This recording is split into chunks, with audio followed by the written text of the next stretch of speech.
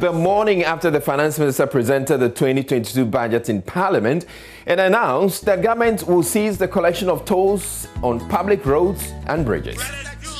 To address these challenges, government has abolished all tolls on public roads and bridges. Yes, quickly followed up with a press release saying the directive is with immediate effect, and so people who ply the Accra-Cape Coast Highway at Kaswa are not paying any tolls this morning. We'll be there this morning to get some reactions and see if it has improved the traffic situation as envisaged by government. Now, while the scrapping of the tolls will excite a lot of motorists and road users, a tax is being imposed on electronic money transactions. Essentially, you will have to pay a 1.75% tax each time you send or receive mobile money or transfer funds electronically. Government officials we've approached so far are yet to clarify how exactly this e-levy will be applied. But this morning, we'll be joined by the Deputy Finance Minister John Kuma to break it all down for us. But you will also be here with former Deputy Finance Minister Kasil Atoforting to help with the analysis. What we're hoping to do is not have just another political banter, but a conversation where we get to appreciate the details of this budget. The Finance Minister calls the Ajenkwa budget, and the minority calls Kruma Yeshi budget. We'd want to hear from you what you also make of the budget and the major planks in there. We've got updates on the NSMQ 2021 and how Accra Academy made it through to the quarterfinals and brought the Kwapman School campaign to an end. Ukwas wasn't disgraced though. So congratulations to Accra Academy and better luck next year to Kwapman School. We have a lot more coming up on the show. I'm Mr. Lai and I'll be doing this with Enimwa Enimado, the adorable. Stay tuned in.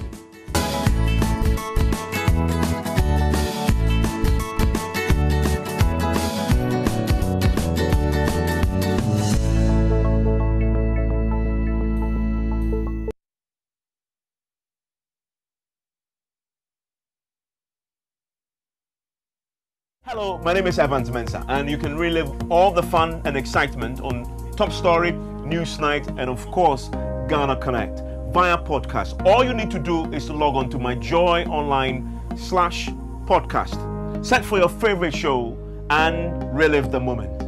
Joy 99.7 FM, your radio for discerning listeners.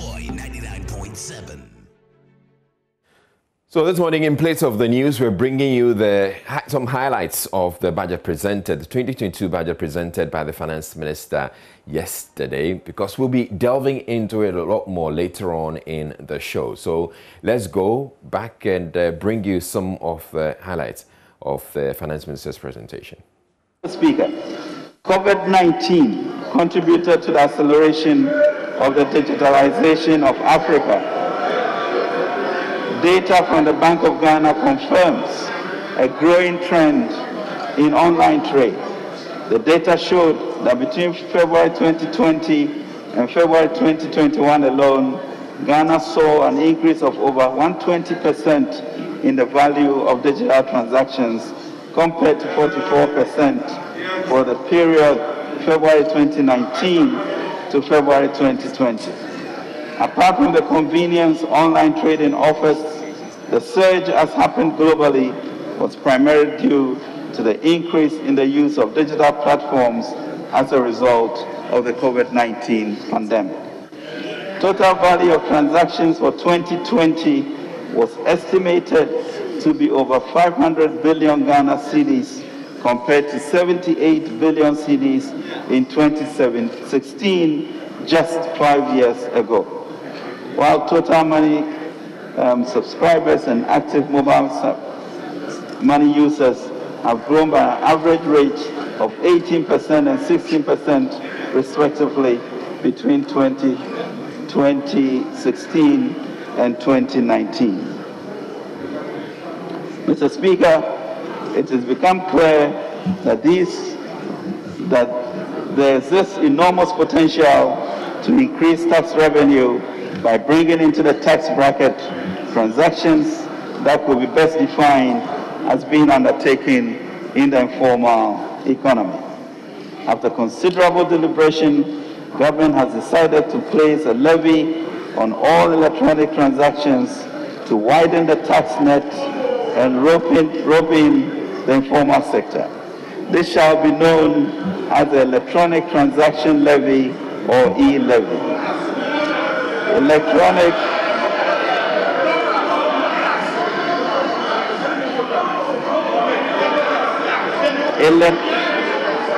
Mr. Speaker, electronic transactions covering mobile money payments.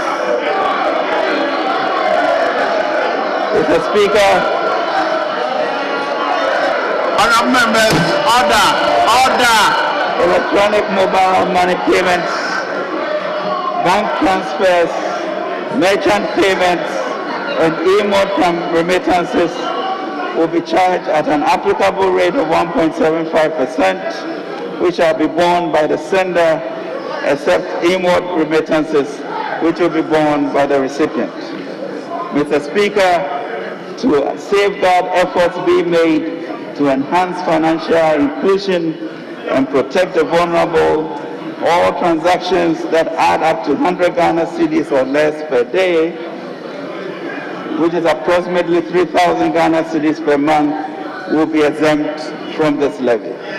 Mr. Speaker, this budget is redefining our development paradigm by focusing on the private sector, particularly on entrepreneurship development. We will build an entrepreneurial nation by aggressively implementing programs that empowers the majority of our young people to employ their God-given talents to take risks and become job creators instead of job seekers.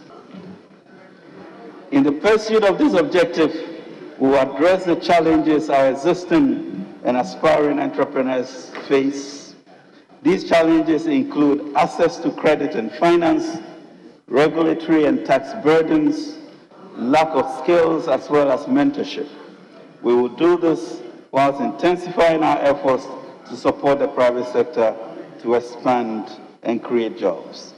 Mr. Speaker, this understanding of the youth employment challenge, as well as extensive consultations of stakeholders, including youth associations and educational institutions across the country, have led to the development of what we call the Youth Start Initiative.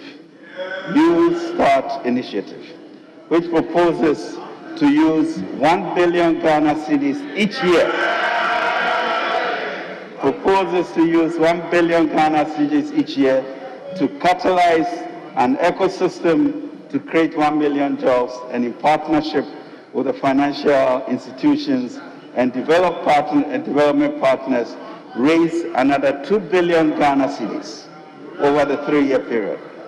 In addition, Mr. Speaker, our local banks have agreed to a package that will result in increasing their SME portfolio up to 5 billion Ghana cedis over the next 3 years.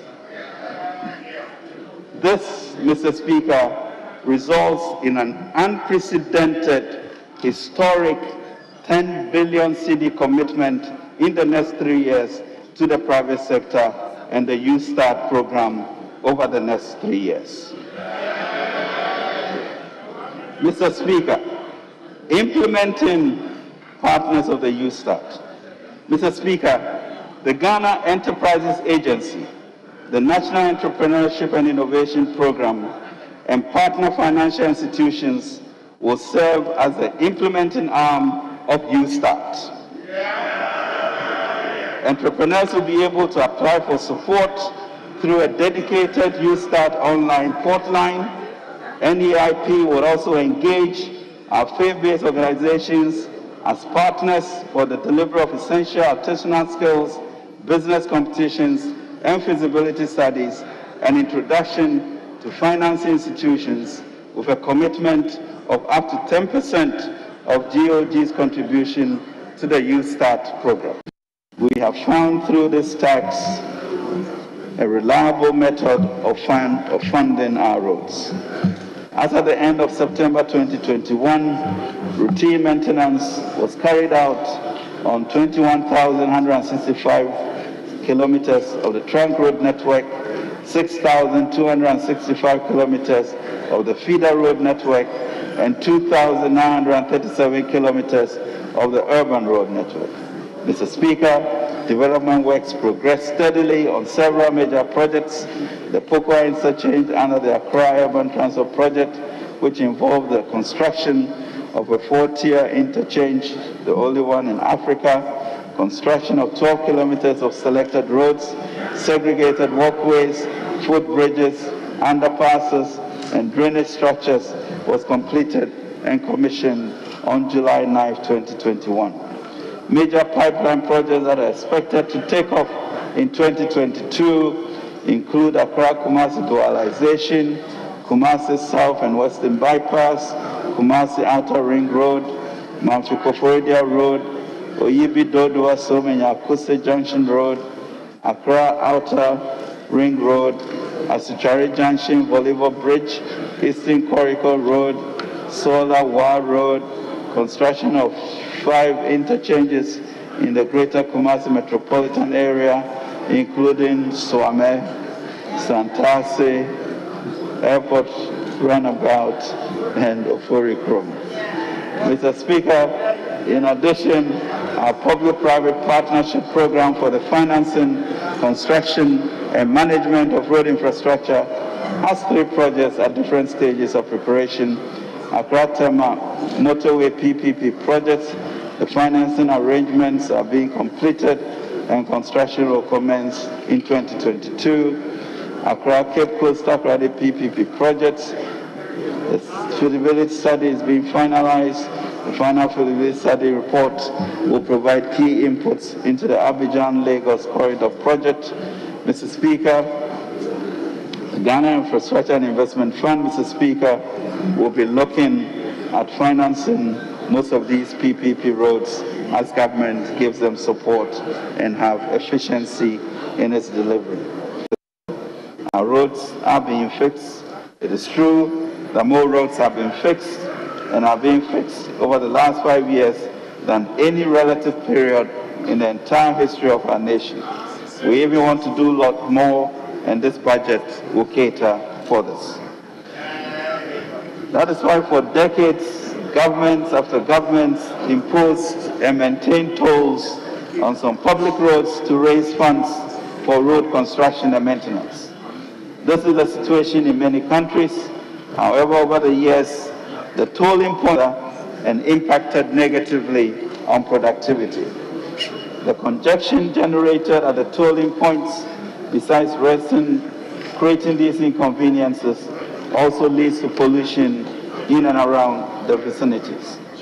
To address these challenges, government has abolished all tolls on public roads and bridges.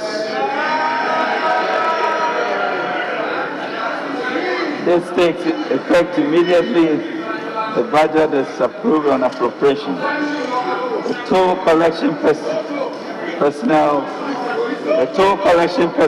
will be reassigned. The expected impact on productivity and reduce environmental pollution will more than offset the revenue foregone by removing the tolls. Hello, my name is Nathaniel Atto. You can catch up with all the fun and inspiration on the Joy Sports link here on Joy 99.7 FM, together with all other shows over and over again. It's very simple. All you need to do is go to myjoyonline.com/podcast and relive all of those fun moments over and over again. Joy 99.7 FM, your radio for discerning listeners. Joy 99.7. All right, so good morning, and you're welcome to the news review. And yes, you have heard what the finance minister had to say as far as the budget is concerned, road tolls, and a number of the things that the finance minister said yesterday. You'd expect that it would show up in the newspaper. So road tolls have been abolished. Road tolls abolished. That's on the main page, on the front page of the Daily Graph. Are you not going to say hello? I was going to come to that. Okay, right. We'll wait for you then. Okay. And, well, Nima is here. Good morning to you, Nima. Nah. How do you want it? I want a nice, proper hello. How are you? You know, all of that. Our usual, hello. Good morning to you. We're on live TV. That's okay. Israel is on one knee. Yeah. Okay, good morning, Israel. You can sit down now. Are you okay now? Yes, please. Wow, drama on the AM show, right? Anyway, good morning if you're just tuning in. We're alive and well. That was not a marriage proposal from Israel, by the way. Well, yeah, because she already has a band on. That was... Because you already have a band on. Just say that. Okay, so that was actually him apologizing. So shall we get into the newspapers, considering that we have a lot to cover today? Have you changed the band? Or? Yes, I have. So I was going to say something really silly. But, change the band. are you going to get into the papers? You're still not telling us a story about the band. I'll tell you one day, very soon. Okay. A big reveal. Okay. All right. So can we get into the newspapers? Yes, we can. Okay. All right. So road toll 2022 budget, road tolls abolished. All toll booths shut with immediate effect. E-levy to fill up revenue gap. And so toll booths being shut. Yes, Echo, our producer, he's confirmed to me that this morning when he was coming in from Kaswa. So Echo actually lives in the central region, right? Yeah, he does. Okay. And beyond. Okay. So when he was coming from the central region, he didn't have to pay a toll this morning. Mm-hmm. So I'm sure he's... I think what we're looking forward to in terms of the Kaswa toll booth especially is traffic. Yeah. If it's going to ease the congestion there. Yeah, that's one of the things the finance minister is saying, that they're hoping that it's going to ease the congestion. So this morning I'm going to do a drive to Kaswa just to find out if the toll booth really has reduced the traffic. You know what's funny though is that I used to live in Weja, and the early morning traffic is also partly due to the Malam Junction, you know, that side, you know, where cars are either going to Dansuman or turning around. There's quite a number of traffic lights. And then there's this space in front of the Malam market where the traffic, you know, kind of starts from, because the trotro drivers have taken one lane. Yeah. So I don't know if it's going to greatly affect the traffic from on what that you're stretch. saying is likely that the traffic at the toll booth will ease, but then it will simply compound the traffic situation around the Malam area. Yeah, I think that's what's going to happen, again, because of trotro drivers who have taken one lane. Yeah, I guess the IGP has to deal with that immediately, So anyway, I'll be heading over there right after this, so I'll let you know how that goes. Okay, great. All right, so there are a number of things that came out of the budget presentation yesterday. So we have... the road tolls being abolished being one of them. Government has abolished all tolls on public roads and bridges across the country.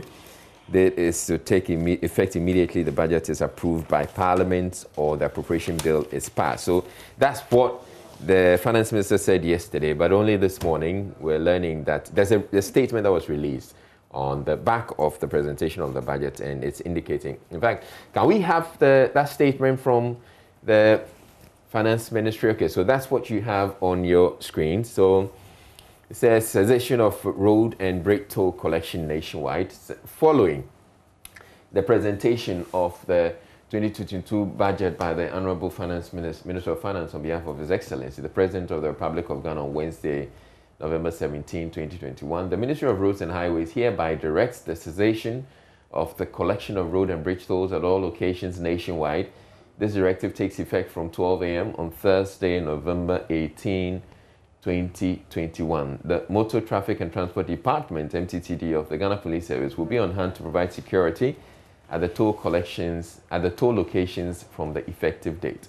Motorists are kindly advised to approach the locations with caution and observe all safety measures that will be put in place. The motoring public will be advised of further measures in due course. So this is a statement that was released by the Minister of Roads and Highways. So it actually takes immediate effect.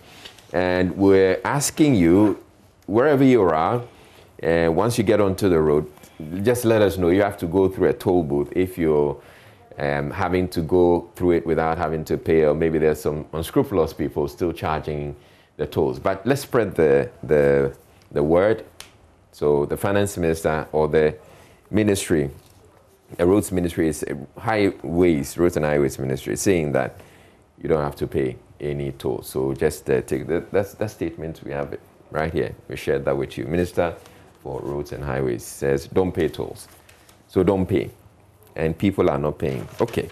So that's one of the things that came up. Now, also to widen the revenue and make up for the lost revenue, also to widen the revenue net and make up for the lost revenue, the government has proposed a levy, the Electronic Transactions Levy or e-levy of 1.75% on all electronic transactions in the country, such as mobile money transactions. So, yes, whilst you're not going to pay any toll, any road toll or bridge toll, you'll be paying an e-levy, 1.75%.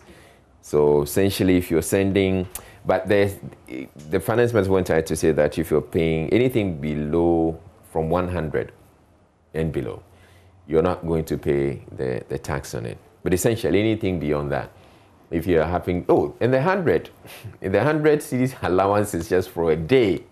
So if in a day you're having to pay more than 100 cedis, so as it is now, some of in fact, virtually all of the Momo, the telcos, if you're transacting anything below 100 cedis and below, you're not going to pay anything. But if you have to do the next 100 or anything after you've done your next 100, you have to pay.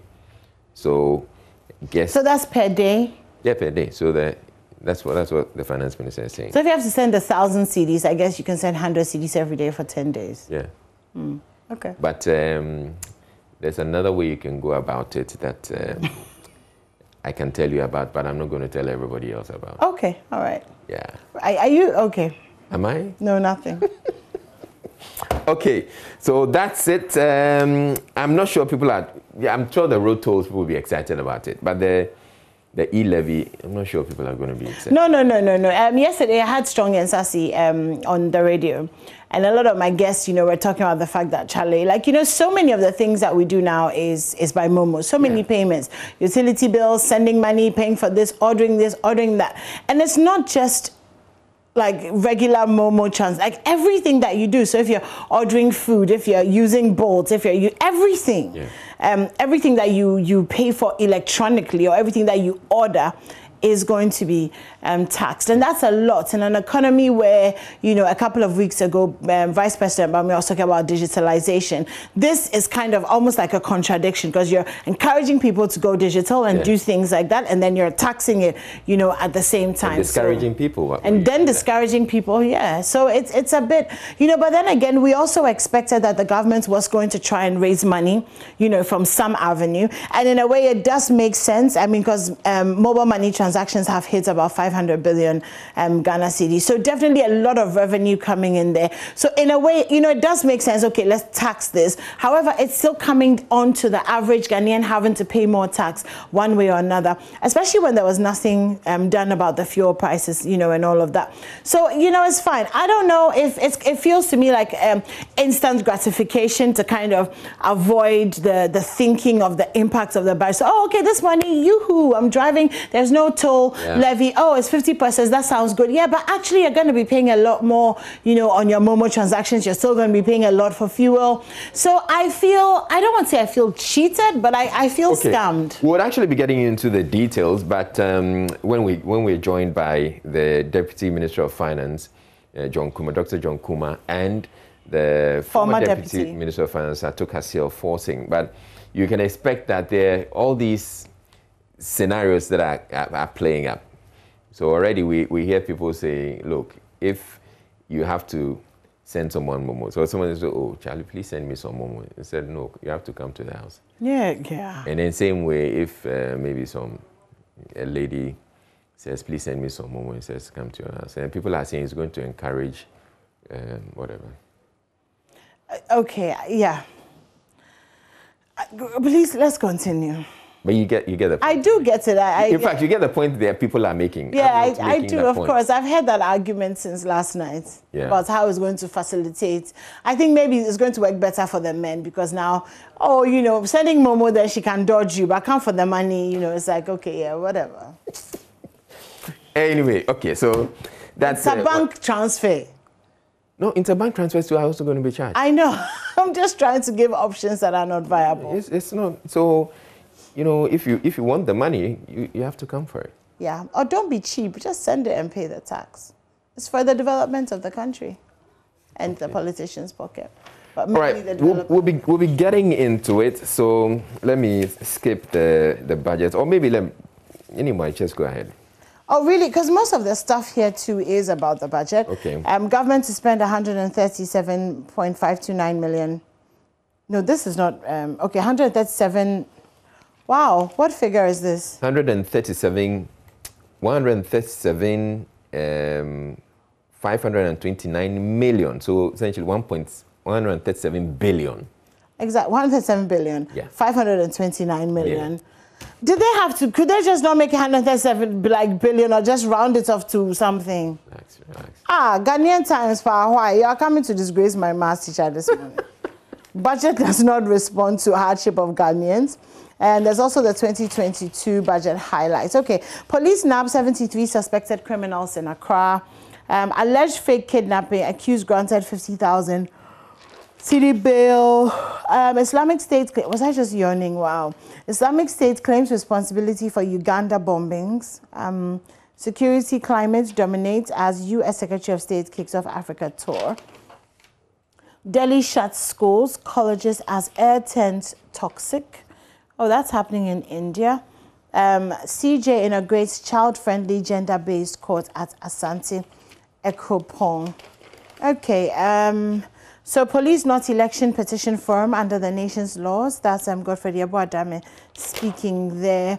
Parliament police standoff, threat to democracy, Inusa Fuseni. And I mean, this is about the Francis Sosu issue, yeah. And I do get what Inusa Fuseni is saying, that Parliament police standoff is a threat. There have to be very clear lines about how to deal with parliamentarians, especially on issues that relate to their constituency and their conduct. Because otherwise, it feels very, very funny. I believe the police should just go. The police have already indicated they intend to go to the Supreme Court to get interpretation. I believe they should just do that. And once get the they do that, yeah. Once then everybody else understands. We're clear what exactly the law, this is what. Otherwise, it's beginning. I mean, and forgive me, but otherwise, it's kind of beginning to feel like an agenda to just come at him. I mean, I know that yes, there was a burning of tires. There was all of that, and there was. It's not the first time that this has happened. I remember when there was the demonstration for the Adenta thingies. Well, what are they called? The footbridges. There was also a lot of that. I don't know if anyone was arrested. I don't really remember. Right. So those two who say that if probably the MP, there's some who say the MP probably wanted to save the situation, didn't want to cause some chaos at the scene when the police came for him by deciding that he wasn't going to go with them. Because if he went with them, then the people who were protesting, who are his supporters, there could be chaos. There could be a confrontation. Yeah, but the people have a right to protest, though. Okay, so he moving away. There are those who are saying that was a smart move, but they said when he moved away, he should have just gone to the police to go and they just invited him at that point. So if he had gone there to invite them, explain the issues, we probably wouldn't have been in a situation where the police are now going for him.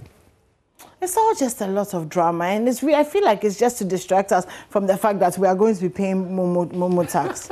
Like, Charlie, no, so many times, and again, forgive me because maybe I'm not, seeing the full scope of the situation, but we really major in the minors sometimes, like, okay, there's been a demonstration, the member of parliament, I'm sure all of this could have been done quietly. Yeah. Could it not? It could have been. Anyways, children to receive Pfizer COVID-19 jabs. Ghana hits over 3.4 million COVID-19 jabs. That's still a very, very, very small number. Very small. But yeah, of course, we're going to applaud ourselves, aren't we? Let's see.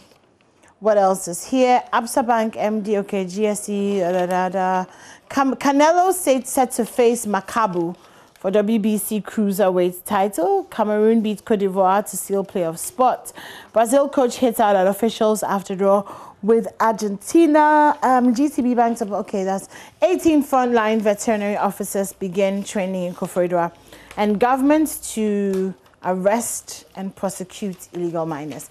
That's it for... Okay, maybe let me just go through the Daily Graph. I just bring you some of the headlines that we have. Blinken, who's the Secretary of State, Tony Blinken, U.S. Secretary of State, is on a 3-nation African tour. He has been to Kenya. He's going to be in Nigeria pretty shortly, I believe, and then Senegal. And just before he makes his way to Nigeria, they've announced that Nigeria is off the list of countries that support terrorism. So that's quite interesting.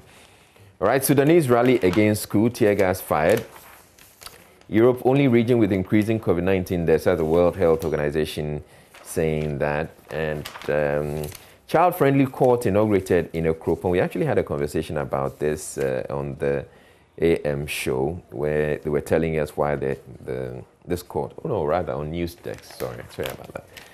Okay, while the court is child-friendly. Budgets unresponsive to pressing needs. That's a minority's reaction to the budget presentation. Yellow fever kills 25. That's unfortunate. Gas Central MC begins public forum with residents. And then provide time frame for parliamentary election petitions. Sosu seeks order to stop criminal case against him. And so government to spend 135 billion cedis in 2022.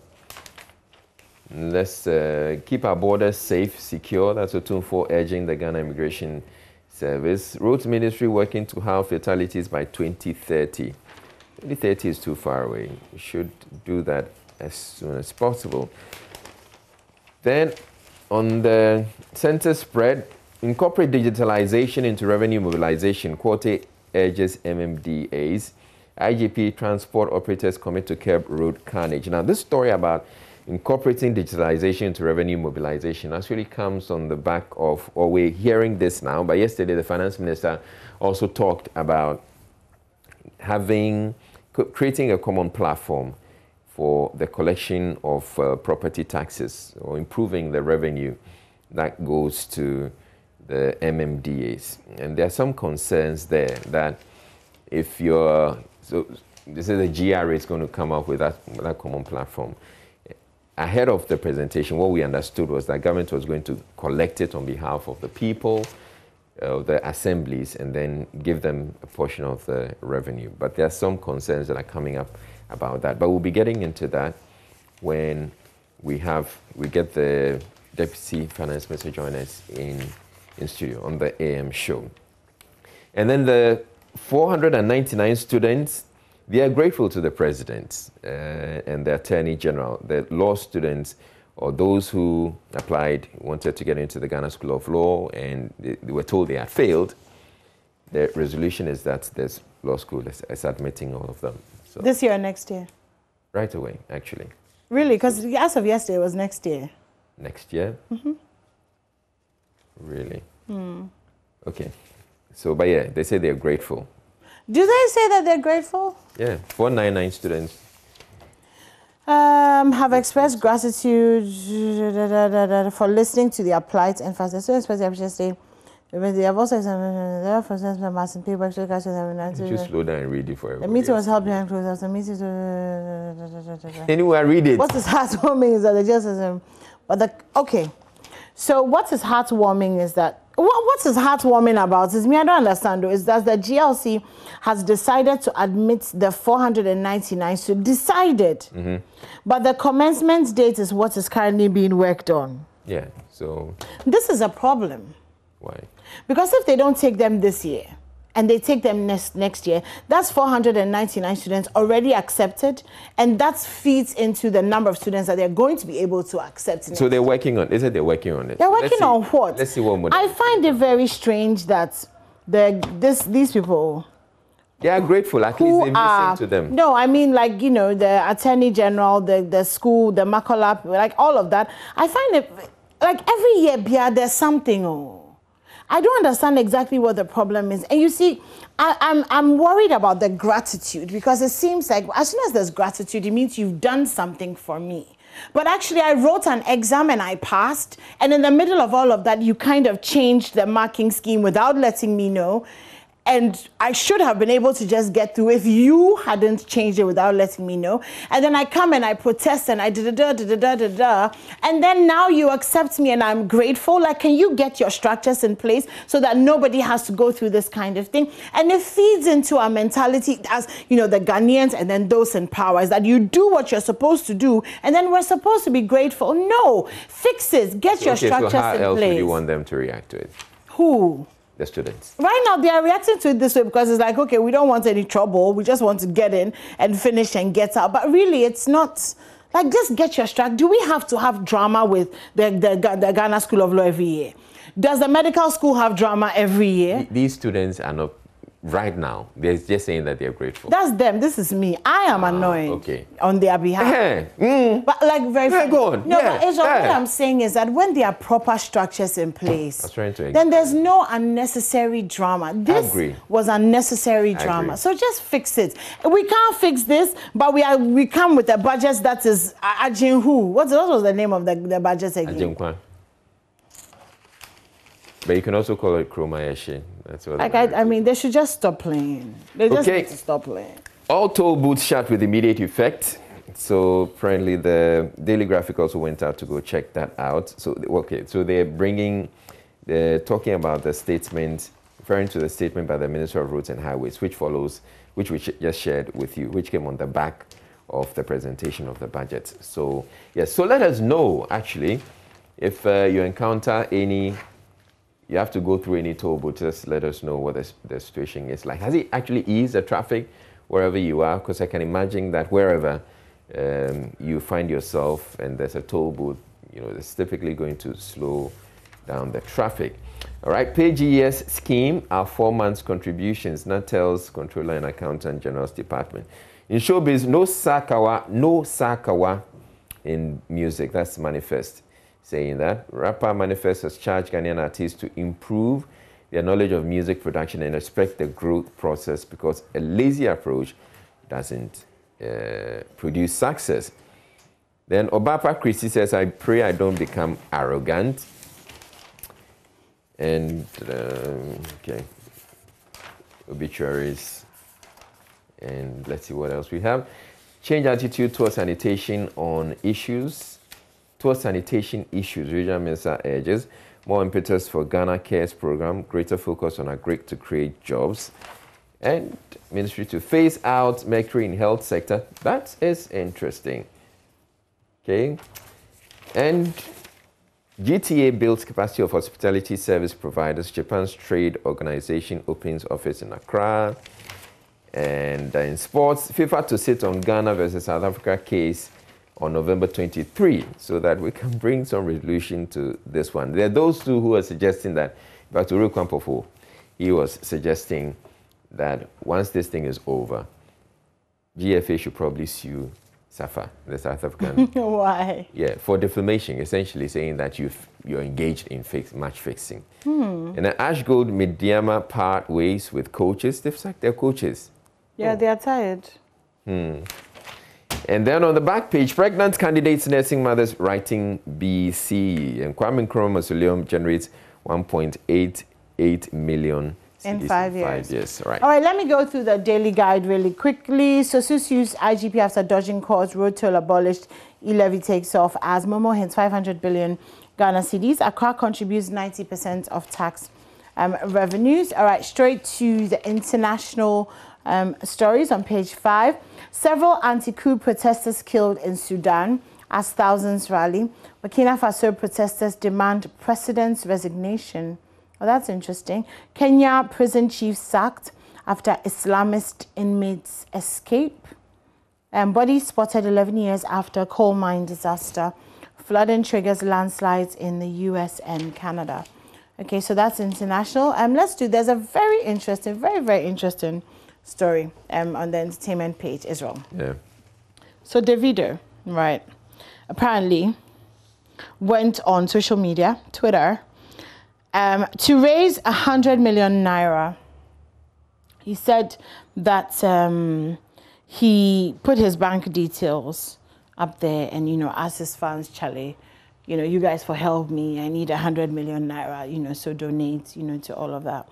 So in 7 minutes and 10 seconds, he had raised 26 million naira. So his fans were really being supportive, you know, sending money and all of that. The thing that really, really just freaks me out completely is, guess what he needed this money for? What for? To clear his Rolls Royce from the port. Oh, wow. Yeah. So, I mean, you can afford a Rolls Royce, but you can't afford to clear it. Or you can afford a Rolls Royce, but your fans should clear. Now, I want to ask a question to the fans who donated the money to clear the Rolls Royce. Do they have Rolls Royces? They don't, but they love him and they feel that, yeah, we'll do it for him. They should. No. I suspect it's probably his way of testing his fan base. Why? They buy his music, they play his music, he's on Spotify. You are trending, you are listening to your music. What's test again?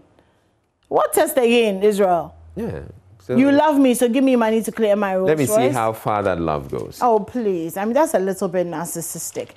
And then there are actually people who gave to clear the Rolls Royce. Yeah. Like you that you are giving, do you have a Rolls Royce? So you won't put the money to invest it. In putting up the post, did he tell them I need the money to clear the Rolls Royce? I think so. I mean, that's what it's suggesting. It says, okay, Davido posted his bank pleading for money from his fans. He said he needed 100 million naira to clear his car from the port.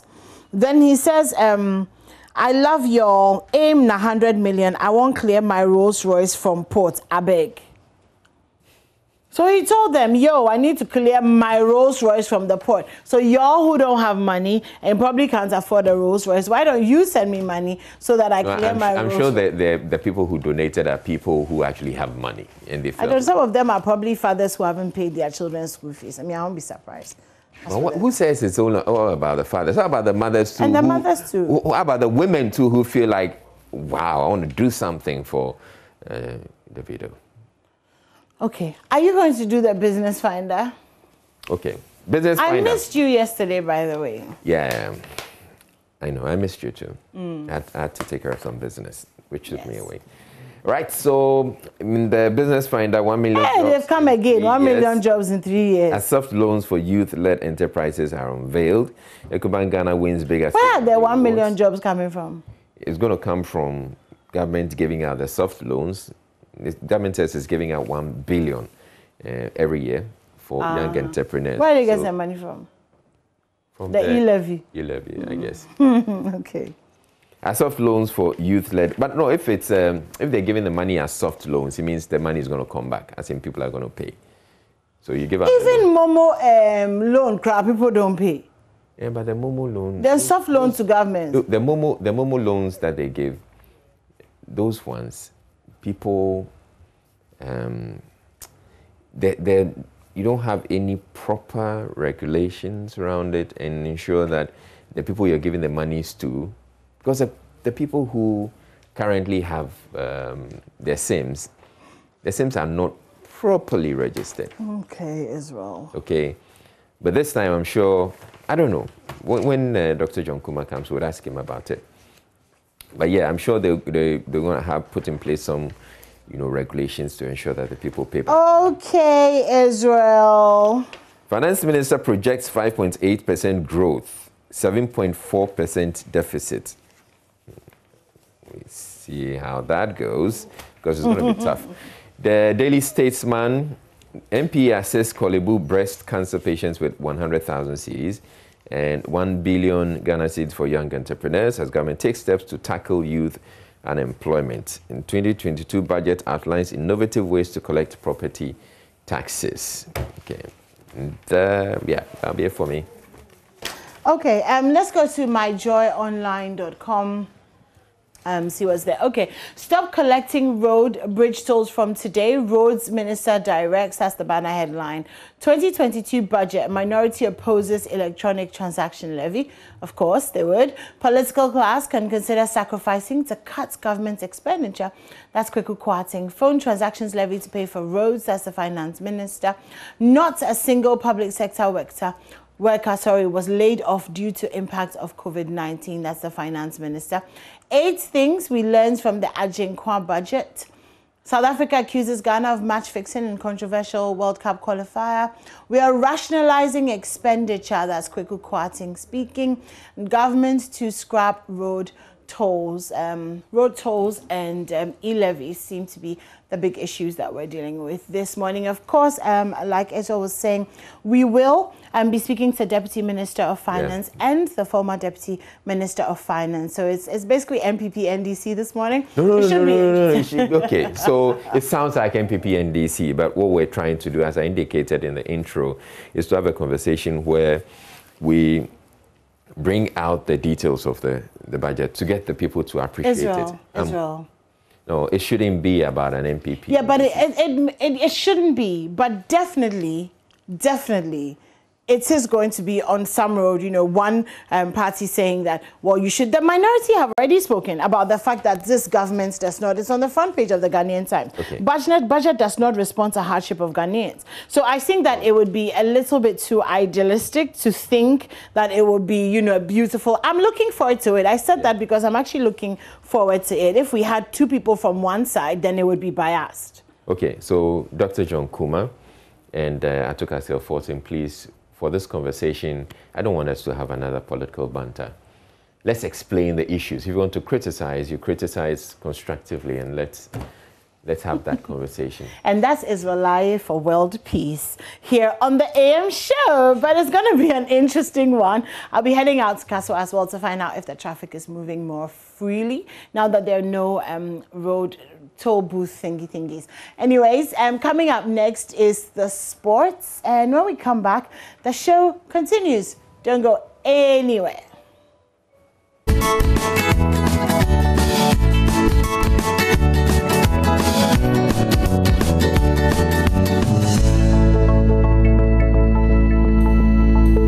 Right, it's time for sports, and Mukhtar has joined me in the studio. It's all about the South Africa petitioning FIFA, or writing to FIFA saying that their match against Ghana, that was played at the Cape Coast Stadium, they're saying that there was match fixing and all of that. Apparently, this has become a lot more serious, or the South Africans are taking this a lot more seriously than we actually thought. Yeah, it actually began as a rumor, but at this point, it's a much bigger issue. Remember on Monday, when we were discussing this on News Desk, we had mentioned that they were going to file the petition to FIFA. The next day, they were so swift in their filing of that protest. And we got a document that actually said that they'll be sending more documents to FIFA within the next 72 hours. All right. So initially, we understood that they had some WhatsApp messages. Text exchanges, yes. Do they have any additional evidence? No, per what they've sent to FIFA and the documents we were able to access, they didn't indicate that. But they are calling on FIFA to investigate match fixing, investigate match manipulation, corruption, and bribery. That's what the South Africa... Okay, so this gets very serious. Yes. And I noticed that Oro Kampofo posted on Facebook. He was saying that he actually believes that when all of this is over, GFA should probably be looking at suing SAFA. I think it's quite difficult. You know what? Per the document that the... Do you have the documents? Yes, we do have the document. The document will come out very soon because per the document that was sent to FIFA, right? Right. Yes, this is the first document. FIFA acknowledging receipt of South Africa's petition. They described it as a protest here. And they've actually asked the Ghana football. So this was our trump card. This was Joy Sports' trump card because many people could only get access to the screenshot we posted on social media, but did not have access to these documents. Right. In these documents, it contains the match commissioner's report, where they had indicated to the match commissioner that they were going to file a protest. In this document, it also contained the allegations they've made to FIFA. Right. In this document, they've also indicated they were going to pay FIFA 1,000 Swiss francs, which is in dollar terms, which is like equivalent to like $1,200 to file the protest. This very document. FIFA says that they are going to forward it to the Disciplinary Committee on November 23. But they have asked the Ghana FA to make any comments they deem appropriate on the aforementioned protest by November 2020-21 at the latest, along with any document deemed necessary. Right. And this was signed by the head of FIFA judicial bodies, Julian Dukes. Right? Okay. Let's take a look at the March Commissioner report. In the March Commissioner report, it was quite interesting. The March Commissioner said that there was absolutely nothing that he witnessed in the game. He sent a 19-page document to FIFA. And it was in the latter part of that document that he actually indicated to FIFA that the South Africa Football Association had made it clear to him that they were going to file a protest because of the outcome of this game. In filing that protest, which was sent on November 15, which is the third document that the South African Football Association sent to FIFA, and that was where they made a plethora of allegations, claiming match fixing, claiming match manipulation, claiming bribery and corruption. Let's take a look at the third document that the South Africa Football Association sent to FIFA. And in that document, one clear thing most people don't usually understand in matters in relation to FIFA is that when you send things like this to FIFA, FIFA is not an institution that will tell you that he who alleges must prove. You've asked FIFA to investigate because you think you do not have the power to investigate. So FIFA should investigate. So here, they say that complaint and protest, match fixing, match manipulation, corruption, and bribery into the referee. So in this case, they have not accused Ghana of anything. They're accusing the referee. They said that the referee made wrongful and unlawful conduct of it. They said they want an investigation into the wrongful and unlawful conduct of the match referee and other officials concerning match fixing, match manipulation, including corruption and bribery in respect of the game between Ghana and South Africa in Ghana on this. And they've come down to say that our complaint and protest is follow up on a complaint which was lodged with the match commissioner by our head of delegation, Mr. Aubrey Bettman. The latter part that they indicated they were going to add further documents. One thing that we must all understand is that when these things come up, especially noting the precedence of 2017, when South Africa played Senegal. When Senegal filed the protest, they demanded investigations into this. So what FIFA actually did was that FIFA decided to take the responsibility of investigating. FIFA commissioned 15 top referees in Africa to watch the game to advise FIFA on whether the match was manipulated, on whether the decisions were fair. In conclusion, all the officials said they were poor calls. FIFA engaged a professor from Scotland to also advise them on this same match fixing issue, match manipulation, bribery and corruption, and betting. The professor concluded that the referee did a terrible job, the outcome of the match was manipulated. That's in the case of Joseph Lemty. So the South Africans are relying on these things, asking FIFA to investigate. And what FIFA usually, what they would do is that after they are done with all their data, when they gather everything, what they will do is that they will look through the history of the referee. Do you have a history of poor refereeing? Bad decisions that have influenced the outcome of matches? Then they will base on that and sanction the referee. They have something they call FIFA Radar. The FIFA Radar is one point many of us are not aware of. The FIFA Radar is able to tell whether a referee was fair or not, whether there was match fixing or not. They will use this FIFA Radar to investigate this very match. South Africa are claiming that in certain moments in the game, there were spikes in betting. The FIFA Radar is what is going to be used by FIFA to determine that whether in certain portions of the game, there were betting spikes, there were people, and actually one thing the South Africa Football Association have also claimed was that even the bookmakers, they had wrongfully awarded Ghana certain odds that had showed that Ghana were going to win. But they felt they were in the best position to win the match. The odds were that 1.79 were supposed to go in favor of Ghana. What it meant was that if you thought Ghana was going to win, the odds were 1.79. If South Africa were going to win, it was 2.20. And they felt that this was wrong because they were in a better position to win.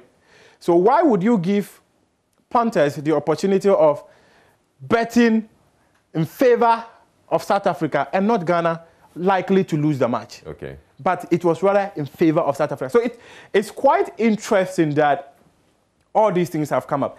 My major concern at this point is the attempts for us to dismiss the complaint made by SAFA. FIFA would not ask SAFA to provide them any evidence. FIFA will look for the evidence themselves. FIFA will commission the people they feel can provide them all the necessary things, tools they need to arrive at a decision on this matter. Right. And if they are convinced that after assembling everything, if the referee was poor, the tendency of sanctioning the referee is extremely high, and asking you to replay the match is also very, very high. So at this point, we cannot say their petition or protest is frivolous. It's frivolous, okay. We can only wait for FIFA to conclude their investigations and let us have an idea of what will happen. Are we in a position, or is it part of the arrangement that we can look for other pieces of evidence to support whatever? Well, they've asked the Ghana FA to comment. Because I've seen a video Yes. that takes a look at whatever happened from the other side. Yes. I'm sure it was shot on mobile phone. Well, what we know is that FIFA asked the Ghana Broadcasting Corporation on Monday to give them the footage of the match. But the footage, the way we placed the cameras during the match. That is the point. It is just one angle. Yeah, it's just one angle. You don't get the view from the other side. From the other side. There's mobile phone footage showing the incident FIFA from has the other asked side. that the GFA should make any comments they deem necessary. So you probably can look for the video to submit? Yes, the FA. If I were to advise the FA, what I would suggest is that they should go into the South Africa documents, punch the holes that are available to FIFA. I remember vividly when Joseph Lamptey, earlier when they questioned him, he had claimed that his assistant referee took the penalty. They asked the assistant referee who denied it. After all the investigations they did, they wrote to him asking him to comment. He did not comment. FIFA concluded based on the evidence that were available. So I think the FA, if they have anything to say, they should say it, or else FIFA will just rely on the evidence available and conclude that this ABC happened and we are giving this decision. Okay. Now so we're done with the conversation. Yes. And thank you very much, Muftar, for bringing us that conversation. But I noticed something in the letter. I mean, something negligible. If we could move to, I think, the second paragraph of this letter. Okay, not this one. I think the first letter the first letter, that was FIFA's acknowledgement. FIFA's acknowledgement of South Africa's complaint. I noticed something. Okay, so the second paragraph, after necessary, there's no full stop there. Yeah, I'm that fussy. This came from FIFA, so yeah, I'm that fussy. So maybe Julien Dios, please should have paid attention. Yeah, pay attention to this. Pay attention. You should have put the full stop here. Yeah, it's very important. All right. So finally, for the sake of clarity, be informed that the FIFA Decisional Committee will decide on the protest using the file in its possession. That's the file up there. Okay. All right. Thank you very much, Muftar. Thanks for having me.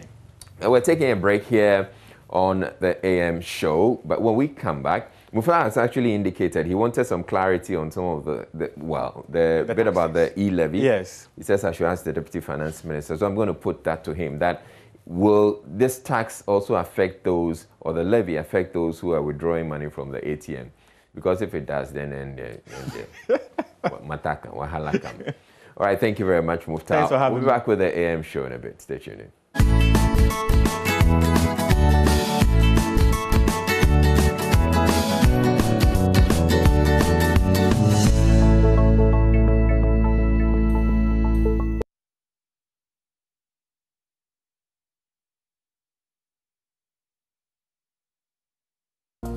What's up, guys? My name is Sammy Forson, host of the Weekend City Show and Ignition right here on Joy 99.7 FM. Well, anytime you happen to be busy and you miss out on your favorite shows right here on Joy FM, here's what you can do. Log on to myjoyonline.com/podcast. Just go on there and you'll find all your shows on demand 24/7. There you can catch up. Remember, Joy FM remains your radio for discerning listeners. Mr. Speaker, COVID-19 contributed to the acceleration of the digitalization of Africa. Data from the Bank of Ghana confirms a growing trend in online trade. The data showed that between February 2020 and February 2021 alone, Ghana saw an increase of over 120% in the value of digital transactions compared to 44% for the period February 2019 to February 2020. Apart from the convenience online trading offers, the surge has happened globally was primarily due to the increase in the use of digital platforms as a result of the COVID-19 pandemic. Total value of transactions for 2020 was estimated to be over 500 billion Ghana cedis compared to 78 billion cedis in 2016, just 5 years ago. While total money subscribers and active mobile money users have grown by an average rate of 18% and 16% respectively between 2016 and 2019. Mr. Speaker, it has become clear that there is this enormous potential to increase tax revenue by bringing into the tax bracket transactions that could be best defined as being undertaken in the informal economy. After considerable deliberation, government has decided to place a levy on all electronic transactions to widen the tax net and rope in the informal sector. This shall be known as the Electronic Transaction Levy or e-levy.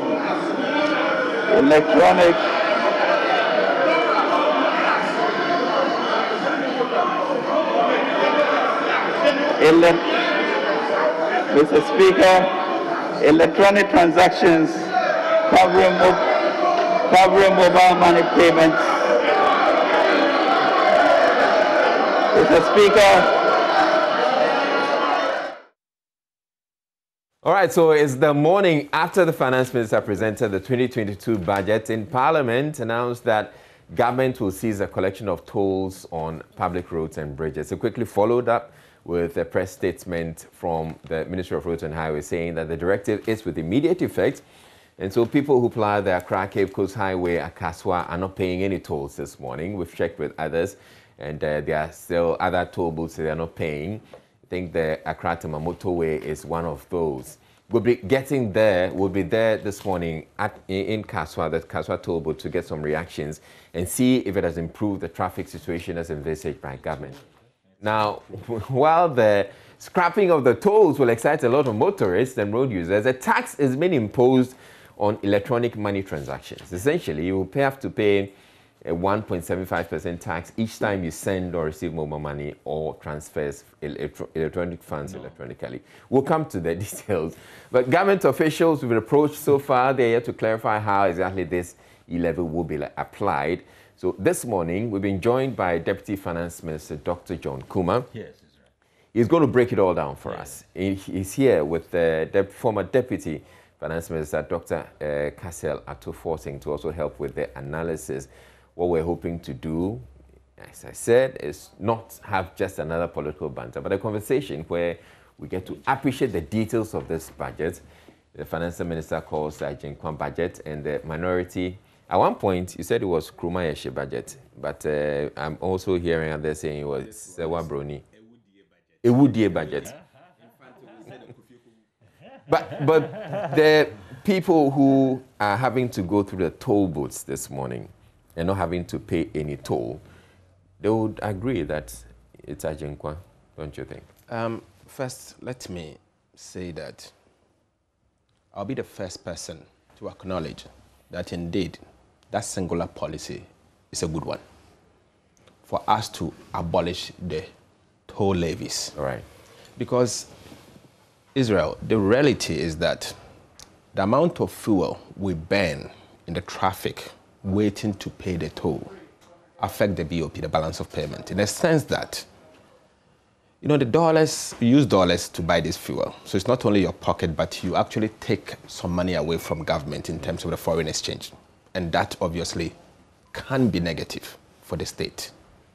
But the revenue involvement is about 72 million. In one breath, this government is giving us a relief of 72 million. But the reality is that they are taking back from you and I, 25 billion Ghana cedis, new taxes. So don't just look at it that they've given you 72 million cedis in terms of revenue loss or relief to the ordinary Ghanaian.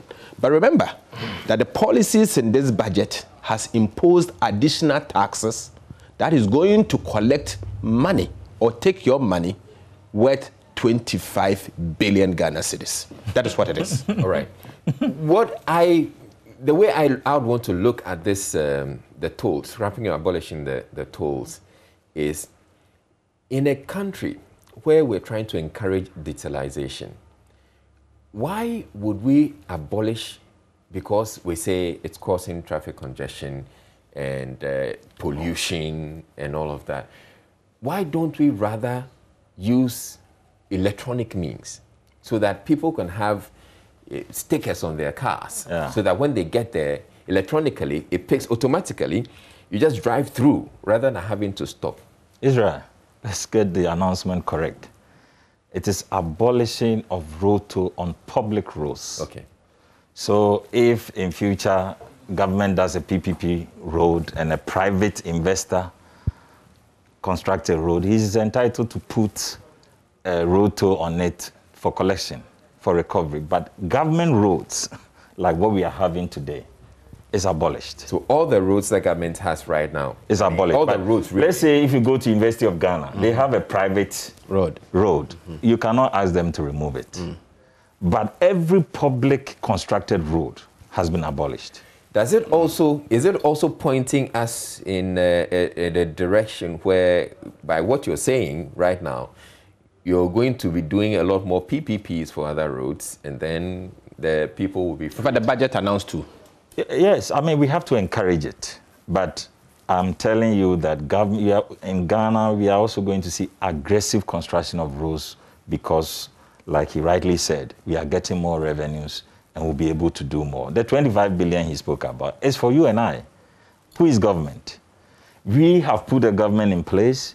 We need to help that government to raise revenues, to serve us, do our roads, build our schools, do Agenda 111. Where is government going to get the money from? The government is you and I. So if before we were getting less and now we are getting more to do more for us, it's nothing really. But maybe if I could go into But the point I actually made about automating the toll booths to reduce the traffic congestion that you're talking about and the pollution and all of that. Why didn't government consider that? No, we want to bring relief. That's why we call it a Genkwan budget. We want to bring relief one breath, to motorists. You want money. Yes. The government needs revenue. Exactly. Okay. We need it. But for now, the fact that we need revenue doesn't mean we don't also want relief for the people. So for now, in our estimation, what we are getting from the yield levy should be enough for us not to keep the road toll as it is now.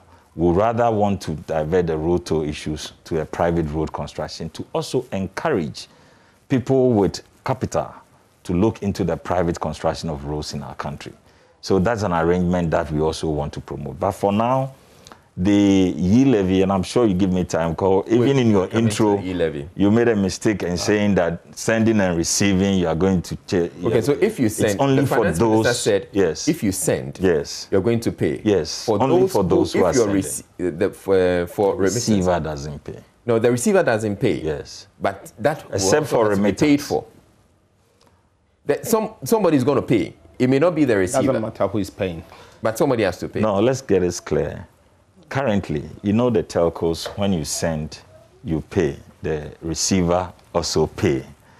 Government... No, if you send... If I receive money, you pay, yes. If you are withdrawing, yes, you pay. So but if I'm receiving money on my... Yes. I don't pay. But once you withdraw, you pay. Okay. But it's not like that with the government policy. It's only when you are sending. And let me make it clear. We have been patient with this toll levy, with this e-levy, especially with regard to Momo for a very long time. Right. Government has consistently invested in Momo and digitalization in our country to get to where we are now. I would want to understand the investment. Oh, but before you could not even do interoperability. That was a huge investment by government to promote Momo transactions in our country. That exactly, and that has also shot the transactions up to 500 billion. Government could have introduced Momo. Is it the case that people are doing more mobile money because they find it convenient, or you think it's simply because there's interoperability, that's why it's happening? First of all, interoperability helps the convenience, so we are saying the same thing. But the fact is that with COVID, lots of transactions have gone digital now. Now the economy is moving more on digital. Some people will sit on their phone, go on Instagram and order shirts, dresses, instead of going to a shop. So a lot of things have changed. And so if you are a government, one of the strategic things you can do is to go into that sector and get some revenues. Now, we are not just looking for revenues. We also want to give relief to Ghanaians. So we did our research and found out that about 30% of Momo users in Ghana fall below a certain bracket, about 30%. They do not do Momo beyond 100 cedis a day. And for government, that adds up to about 3,000 Ghana cedis a month. We exempted all those category of Momo users. So if you're a poor person, you are earning less than 3,000 a month in terms of the interpretation, you are not going to pay anything when you send Momo. And that means that your first 100 cedis transaction on any Momo transaction you do is exempted. But once you cross 100 cedis a day, then you are going to pay 1.7%, 1.75% on your Momo transactions. Okay? And it is only the person who is sending who is receiving.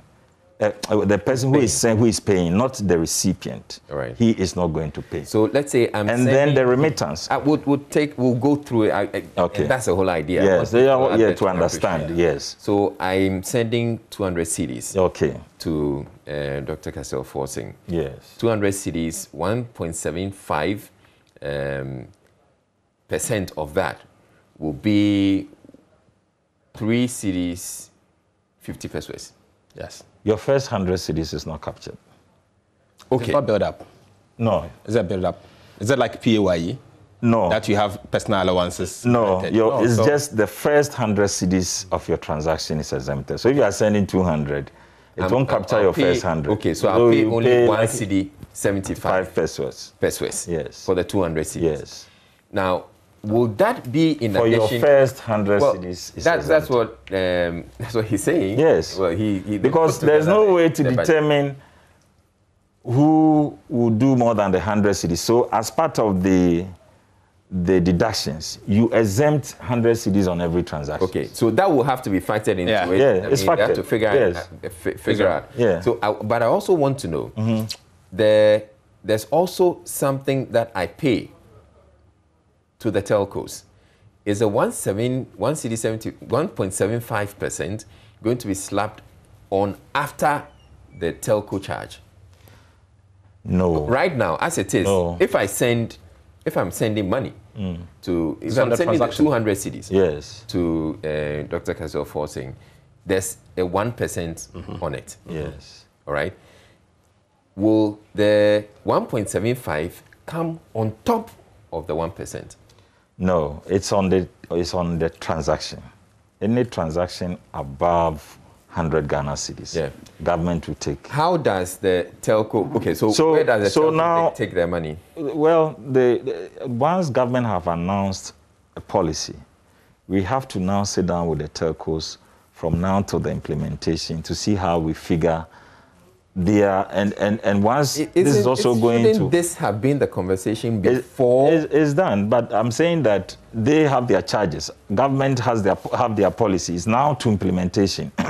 The implementation is clear. Government says that any transaction above 100 Ghana cedis, this is our charge. Telcos also have their charges, okay? But you see, in every business, whenever a tax is introduced, you also have to review the impact of those taxes on your businesses. And I'm saying that in the implementation, it could even be that the telcos can also say, because of this introduction of 1.75 from government, this is how we also want to do going forward. Right. Yes, but for now, the implementation is clear. Government is charging 1.75% above 100 Ghana cedis transactions. All right. Israel, to start with, John, this is a terrible policy, let me tell you. Everything is terrible. I tell you it's terrible. Not everything. Everything has been terrible I congratulated you on the removal of the road tolls. Okay, so let's hear you. So let me tell you something. Know your alternative policy as well. I will tell you the alternative. Okay. I have a big concern. The electronic transaction tax, I call it digital tax. It is not a tax that we should entertain. It is one single tax with 3 legs. The first leg is that it's going to tax Momo users. The second leg is going to tax people that are remitting. And the third one is going to tax bank transfers. So I will take you first to the bank transfers. Financial inclusion is everything. Banking sector inclusion is everything. We have said time and time, and successive government dating back from Jerry Rawlings to President Nana, all of us, we've tried as much as we can to make Ghana a cashless economy. Or cash light. Exactly. That is something that almost everyone wanted to do. Sadly, this government is telling us that today, if a bank do a transfer for a customer, that customer is going to incur a tax of 1.75%. So what it means is, for instance, if you work with me and I ask the bank to transfer electronically your wages at the end of the month, even though I've paid taxes, I've been working as a withholding agent and collected the taxes and paid accordingly. Yeah. The government is telling me I'm going to pay tax on the transfers that I'm remitting to you as your wages. Can we pause at this point? Let me get clarity. Mm-hmm. Is that what is going to happen? If a bank transfers? So my employer is paying me my salary. Mm-hmm. My employer asked the bank to transfer the money to me, as they will do at the end of the month. Yes. They're going to pay a tax on it. There will be 1.75% on transfers. That is a problem. Why? Isn't it? Because then it means that in addition to, because I'm paying tax. Mm-hmm. My company is also paying tax. Uh-huh. Now, it is also going to pay a tax for doing the transfer. Uh-huh. It's going to add to their costs of doing business. Yes. And which they probably will then say, some employers will then decide that, okay, we're going to split it. So that I'll pinch you a bit and I'll pay. So what was the alternative, assuming they were not transferring? No, right now, as it is, we're not having to pay that kind of tax. So now what is going to happen is that, you know what what employers are going to do? They'll go to the bank, take cash and pay you cash. So now I'm coming. So let's look at that process and see if it is even easier. Now bull vans are even being attacked. The inconvenience of going to cash, you are going to drive to the bank, right? You don't want to pay 1.75%, but you are going to buy fuel and drive to the bank to go and cash, risk the possibility of thieves following you. Is that what is proposed? Oh, thank you very much. Thank you very much. Is that what is proposed? He makes the point. So clearly, I'm coming. He makes the point. I'm coming. That we've been driving digitalization. Yes, we are, but there's a reason why we are driving it, okay? And the objective of government is to be able to raise revenues to do the expenditures that you and I are expecting the government to do. There's a cost to everything. If we say digitalization is not good, look at the alternative. No, we're not saying that digitalization is not good. But everybody appreciates that. Okay, good. Well. So if we have all invested to get to this level of digitalization, all government is seeking to do, and to even enhance digitalization, the better. We are going to do even further investment in the digitalization space and improve on the convenience. So the alternative will not save you anything if you want to withdraw and go and pay. No. You are still going to spend the same. It may even be more than the 1.75%. Let me appreciate it at this point. Mm-hmm. Right now, we are not having to pay anything on it. Then, no. Next thing, or from next year, or from whenever this budget is approved. Yeah. According to them, starting from January. We're going to pay. Yes, from January. It's going to make, it's making people worse off. Please. Israel, it's true, can I Israel. just continue with the point The that I was essence making? of taxation, maybe you come in, but is there anywhere in the world where taxes are imposed that people don't go through inconvenience? I think we are paying taxes already. But is it enough? You're burdening, see, what then happens is that you're burdening the same people but the essence who are of paying taxation, the taxes. Yes, taxation is burden. That's why we are trying to make other alternatives lighter for Ghanaians. I will not sit here and say that. I thought what the government ought to do was to broaden the taxes. Yes, that's exactly what we have done. Everybody I agree that you're broadening, but then you're adding to the burden of people who already pay tax. Taxes always add on to our burden. John. That argument shouldn't go there. John. I cannot defend the burden of tax. There's no country where you impose a tax that it doesn't bring burden. Okay? We acknowledge that. But we are saying that in order for us to achieve the objective of government, this is a better option. And if he says it's not a better option, he should tell us his alternative to the taxes that we have introduced. Let me bring you in, John, to make a point. Salai, let my brother be aware that there's a limit to the impositions of taxes. There's a limit to what the economy can take at a particular point in time. What he just said, the example he gave, he's contradicting himself. The bullion vans. The reason why we are actually asking those people to stop is for us to encourage them to do electronic transfer, isn't it? Now, government policy is going to encourage, because people will rather avoid paying. And so government policy is now going to encourage cash economy. No. I say this because if there's going to be a burden on me to remit money, and for instance, if I'm doing a business, for instance, take a real estate company, someone who has built a 1 million house. Can I no, please, please. No, you were quiet. No, but you are here for education. Whatever it is.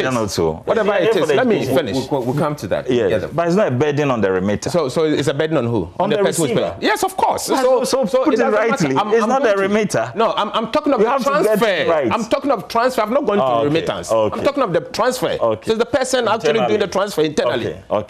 Okay, so there's transfer that I'm talking. I've not gone there. There are 3 layers. Remittance. Yes, remittance. I've said I'm starting with transfers. So I've not gone to the remaining 2. Okay. So first of all, I'm talking about the transfers. And the transfers is that, for instance, you have a real estate company. You have someone buying a house from someone. Let's say 1 million Ghana cedis for easy calculations. 1 million Ghana, so 100,000 Ghana cedis. It should go through the banking system so that you'll be able to identify the person for tax purposes.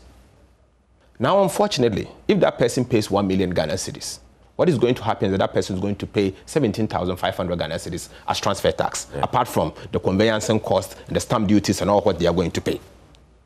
Do you think, if you are the one, you go to the banking system, you go and withdraw the cash and pay the person? Withdraw 1 million. Oh, yeah? Hey. Oh, yeah, that's what it is. People do. Oh, yeah, that's what it is. You see, John, you seem far away from reality. You seem far away from reality. People do. John, you seem far away from reality. This is what it is. Look, maybe you see, I'm not done. Haven't done. I'm not done. Let me but flow today, and then finish today, my flow. if people have option of risking to carry 1 million and the option of transferring that through the bank, in this current situation, I know many people will do the transfer. When it comes because the cost of 17,000 that he's talking about, compared to, it will not even be up to the 17,500. 17 out of 1 million Ghana cedis. It's a lot of money. It is a lot of money, but the risk is so much to carry it. John. No, but they've been doing it. Israel. Yes, but they've been doing it because they didn't have options. We have moved. No, they've always had the option. They've always had the option of transferring money electronically.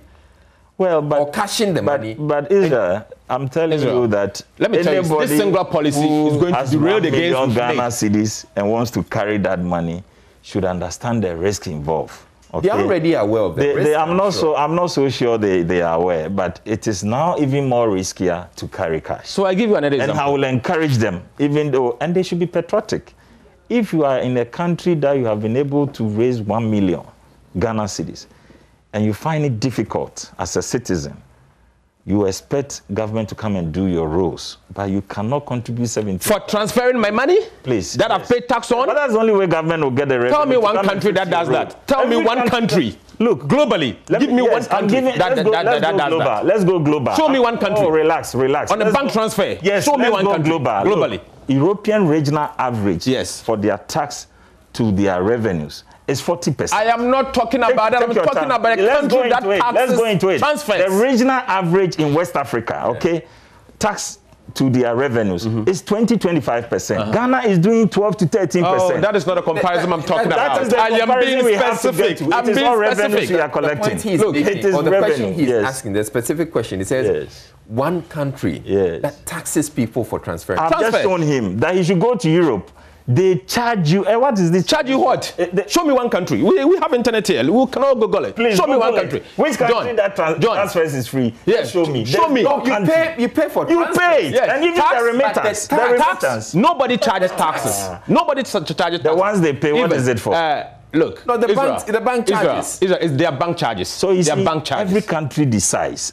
Okay, maybe if Ghana is even the first, what's wrong? People will copy from us. Oh, really? So you admit it? No, I'm not saying we are the first because I don't have the information now as we sit here. But I can tell you that Ghana is one of the least taxed countries in the world. No doubt about it. Yes, I mean, so if you look at it, I'm giving him the percentages we don't pay from Europe, from even West Africa, even from West Africa. We don't pay enough tax because we haven't broadened the tax net. We're a policy to broaden it. There's inefficiencies in the system. That's what it is. Just one poor compliance. That's what it is. No, yes. Now, but let me tell you something. Let me tell you something. Let me tell you something. He's pushing the contradiction. No, what is contradiction? You are saying that many people are not covered. No, but I've talked about 3 layers. I'm not even finished. Momo covers everybody. If you are seeking to do both formal and we are on transfers. Let's finish that and move to Momo. All right. Look, my argument is simple. My profession is to analyze tax policy and to design a tax policy for government. That is what I learned. I'm a public and tax policy expert. What we do is that we look at impact of taxation in an economy. Whether it is going to create inefficiencies that would cause, whether it's going to assist or not assist, and it is going to affect the economy. But I can tell you for a fact that I am not aware of one country in this world transfer. Please. Okay. Not even the fees, so the transaction itself. Not even the fees. And then to continue. Okay. Before you come to another clarity we need to get. So you're saying that if you, I want to also understand, if I'm transferring the money, the bank will charge me some fees. Yes, on top of it. Correct. Is this 1.75 coming on top of it? No, it's going to be a tax on the transaction itself. So if you are transferring $1 million, regardless of what bank would charge you as charges, that tax is on the transaction, $1 million, 1.75% on that $1 million. Okay, so he's asking questions about what he doesn't know. But so you are now consulting me to assist. That's what you say you do. But when you were in government, so consult me to assist. You tax condoms, you tax cutlasses, you tax... I'm going to show you. I'm going to show you what you've done.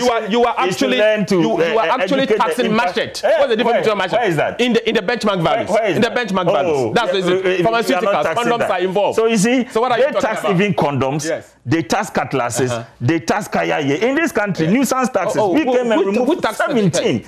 So you cannot sit here and say that your qualification is about tax. Look, we scrap them, even including road toll. 13 taxes so far. 13 taxes since 2016, and I can list all of them for you. That's what they have imposed. 13 taxes. I'll go there, but let me tell you something. The transfers will not help us, the bank transfers. Let us admit that it is going to affect the banking sector and do something about it. I can assure you that when this tax comes to Parliament, we are going to open our eyes like this.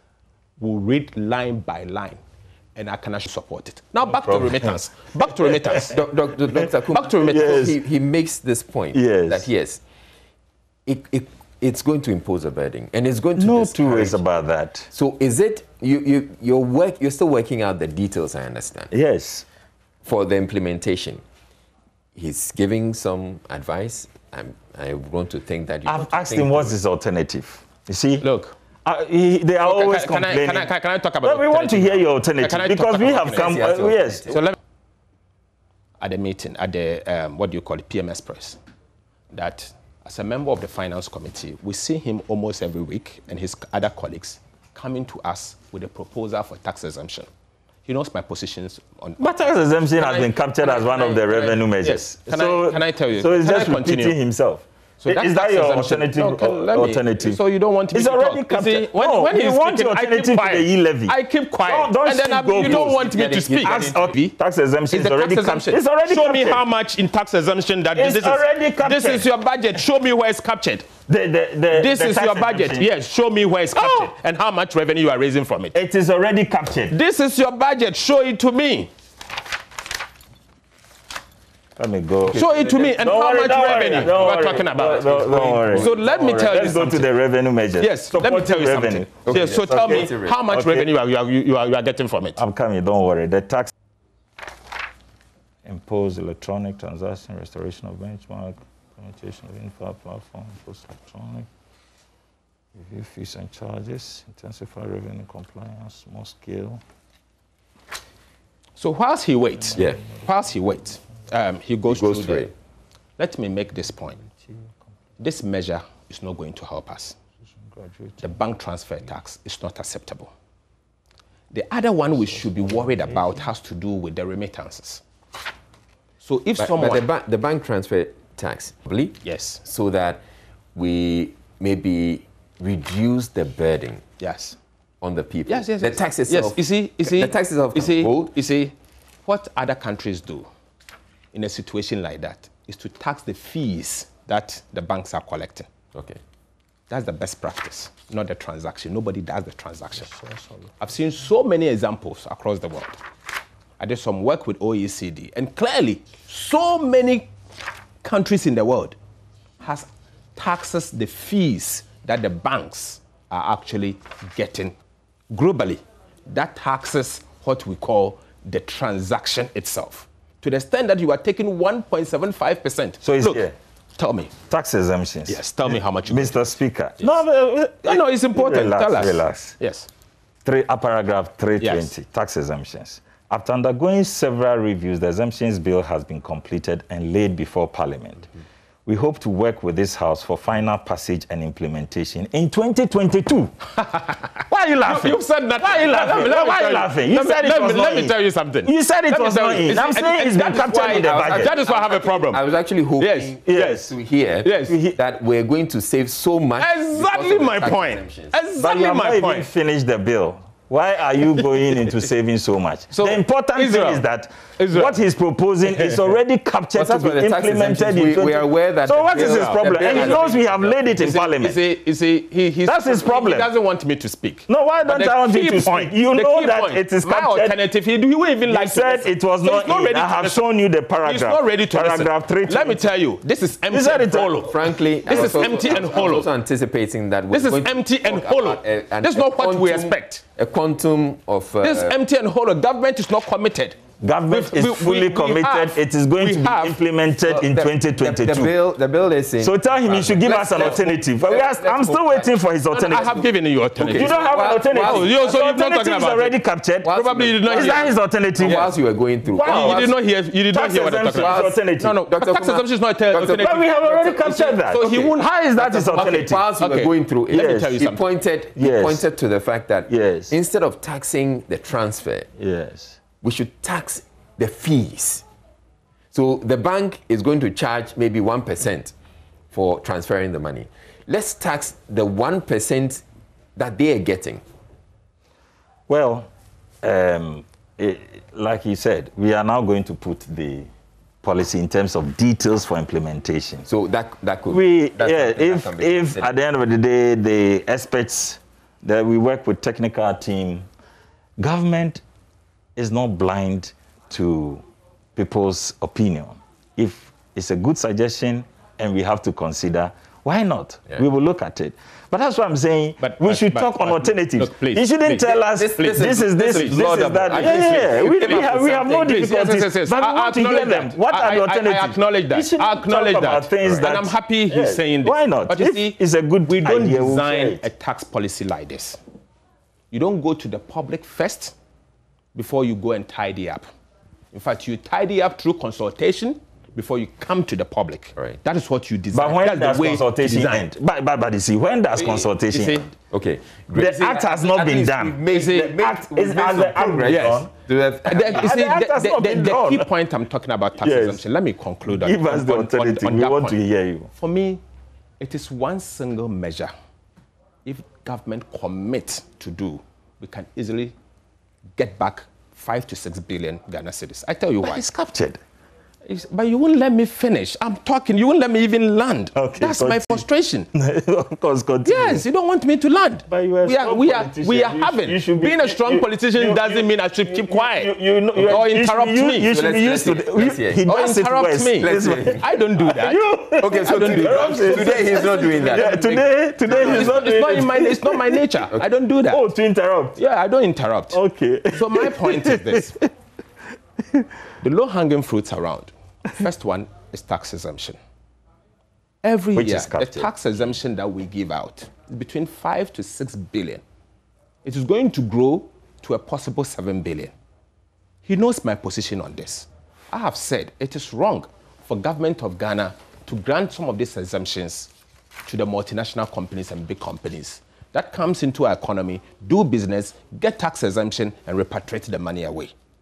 If you give me an option, to decide which one I should do first, I will first of all commit to bring this exemption bill. This is not the first time I'm hearing of this exemption bill. In fact, it was introduced in Parliament in 2019. It was subsequently withdrawn, and then government decided to bring it back. Well, we are waiting for it.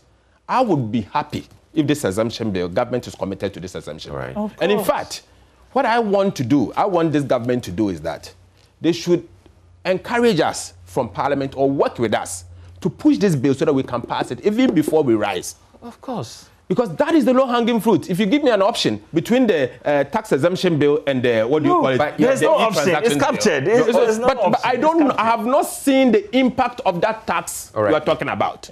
How much revenue are you anticipating to rake from the tax exemption bill? But you're also saying that we should cease tax exemptions completely. Yeah. No, you see, tax exemptions needs to be regulated. No doubt about it. Okay. and there is a huge savings we can make on the back of tax exemptions. Agreed. Huge savings we can make on the back. But not scrap them entirely. Because no, you can't scrap it entirely because we have some reciprocal agreements with some countries. Let's say the embassies. They don't tax you there, you don't tax them here. So those ones are there. But other than that, a lot we can cut. A lot we can cut. Right. So going back to transfers, leaving transfers How long does he want to talk? Remittance. Remittance.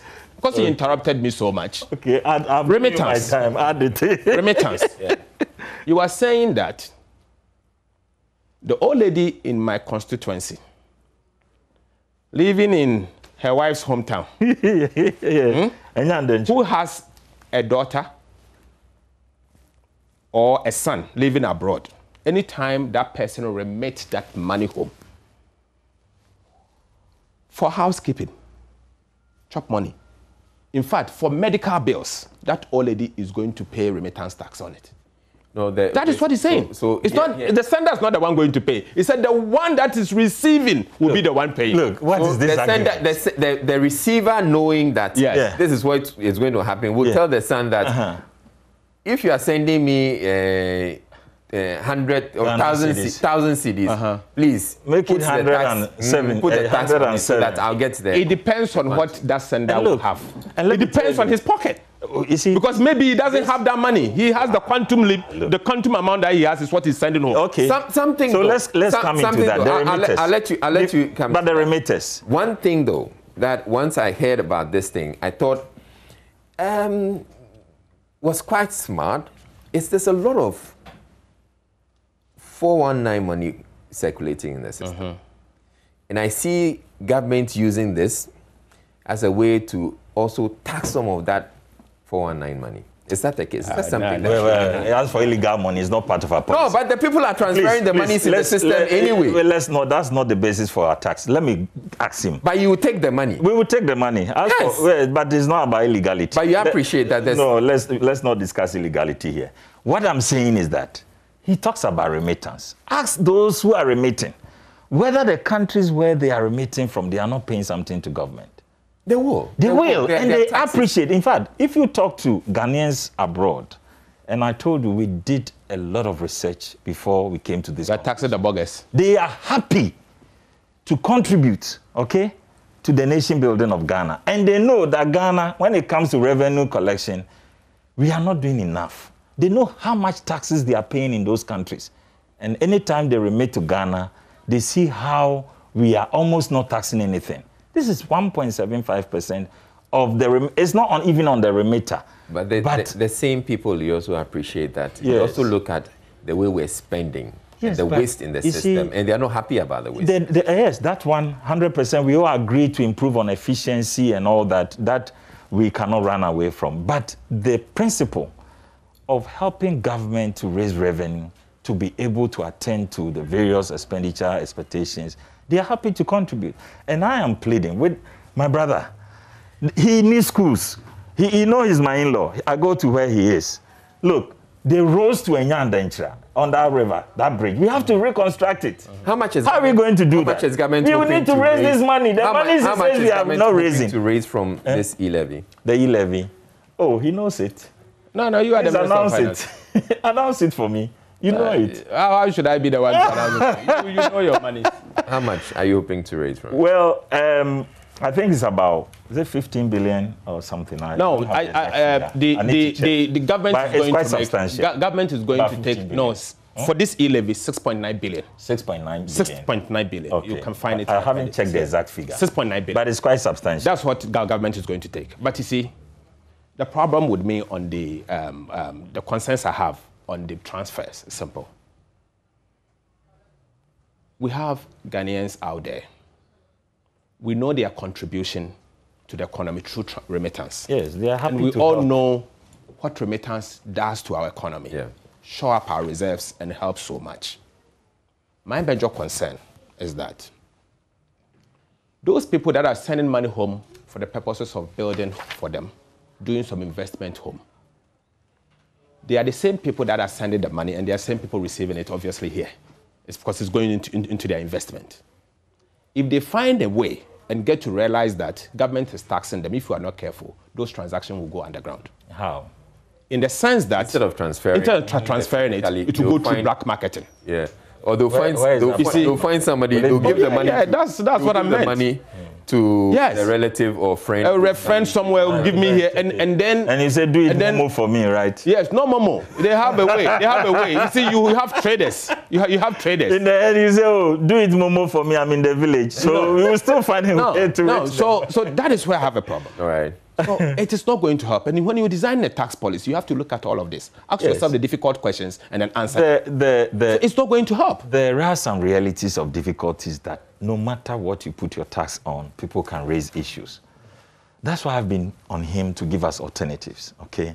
In all this, if there is any tax that is being so innovative and reaching out to so many Ghanaians to address the concerns of rope in the informal sector, expand the tax base, let the rich pay more. In this tax, we are exempting less than 100 cedis a day, so the poor are covered. But those who can do, he's here talking about 1 million Ghana. If somebody in Ghana can transfer 1 million Ghana, so you see, and you're not able to. 6.9. That's how much. Thank you. I hadn't checked. So you see, if we have people who can transfer 1 million Ghana, and we are asking them, please, we need to build the road to your house. We need to send your children to school and pay their school fees. Government needs the money to build hospitals. When you are sick, your 1 million Ghana cannot save you. We are doing Agenda 111 to put up a hospital and pay the doctors and nurses. You appreciate we are appealing. That rich people are the ones who don't like. Yes, so that's why we have to appeal to them, okay? Everything to avoid it. To avoid it, yes. To evade it. Avoidance of tax is not illegal. But it is when you evade that it is illegal. As for avoidance of tax, it is legal. If you have opportunity to avoid, it is illegal. But there are some abusive avoidance. Yeah, well, but you cannot handle that. So the point is that in order to avoid the evasion of taxes, let us adopt a process that reaches out to everybody and helps government to raise enough to address all these problems. And that's exactly what we have done. If the NDC says they will oppose this, then I'll be surprised. How unpatriotic could they be? How are we going to generate all these revenues to attempt to address government issues? One other question. If you're withdrawing money from the ATM, will that be affected? ATM, I'm not sure ATM is a digital ATM is withdrawal. It's withdrawal. It's not a transfer. Okay. It's a withdrawal. It's a withdrawal. You are withdrawing from account. Yes. So that's not that shouldn't be. And then even the question of the bank, the employer transferring to the employee. The employee is at the receiving end. He will not pay. No, but the employer is going to pay. Somebody yes. Okay, yes. The employer is going to pay. But the employer is having to pay a bit more. Of course. And if it's going to pay a bit more... See, the essence of taxes is to take more from those who have. The employer has more than the employee. You see, research has proven... I'm coming before the research. Let's explain. We are here to also educate, so people appreciate where we are coming from. That we are seeking to get more from progressive, from the rich, and take less from the poor. How can this be a progressive tax? It's regressive. Well, how can this be regressive? If you are saying that the employee is not paying, the employer is paying. The employee I'll tell you why. Eventually, and you see, you may want to look at it as maybe like a multimedia, but not all businesses are multimedia. There are some businesses too that are small. The small businesses that we're seeking to help in the budget by encouraging them with 1 billion cedis that government is seeking. Yes, we should go there on the U-Start to see. To there are some small businesses too who will feel this pinch and they will decide that instead of paying this money, I have to find other ways. Well, other ways are not good ways, and I want to encourage everybody. Please, it is safer and better to still be on your digital transactions than to carry cash. The danger is nothing is worth your life. Okay, so let us not encourage people to go cash away because look, you just put your life in danger. Let's not do that.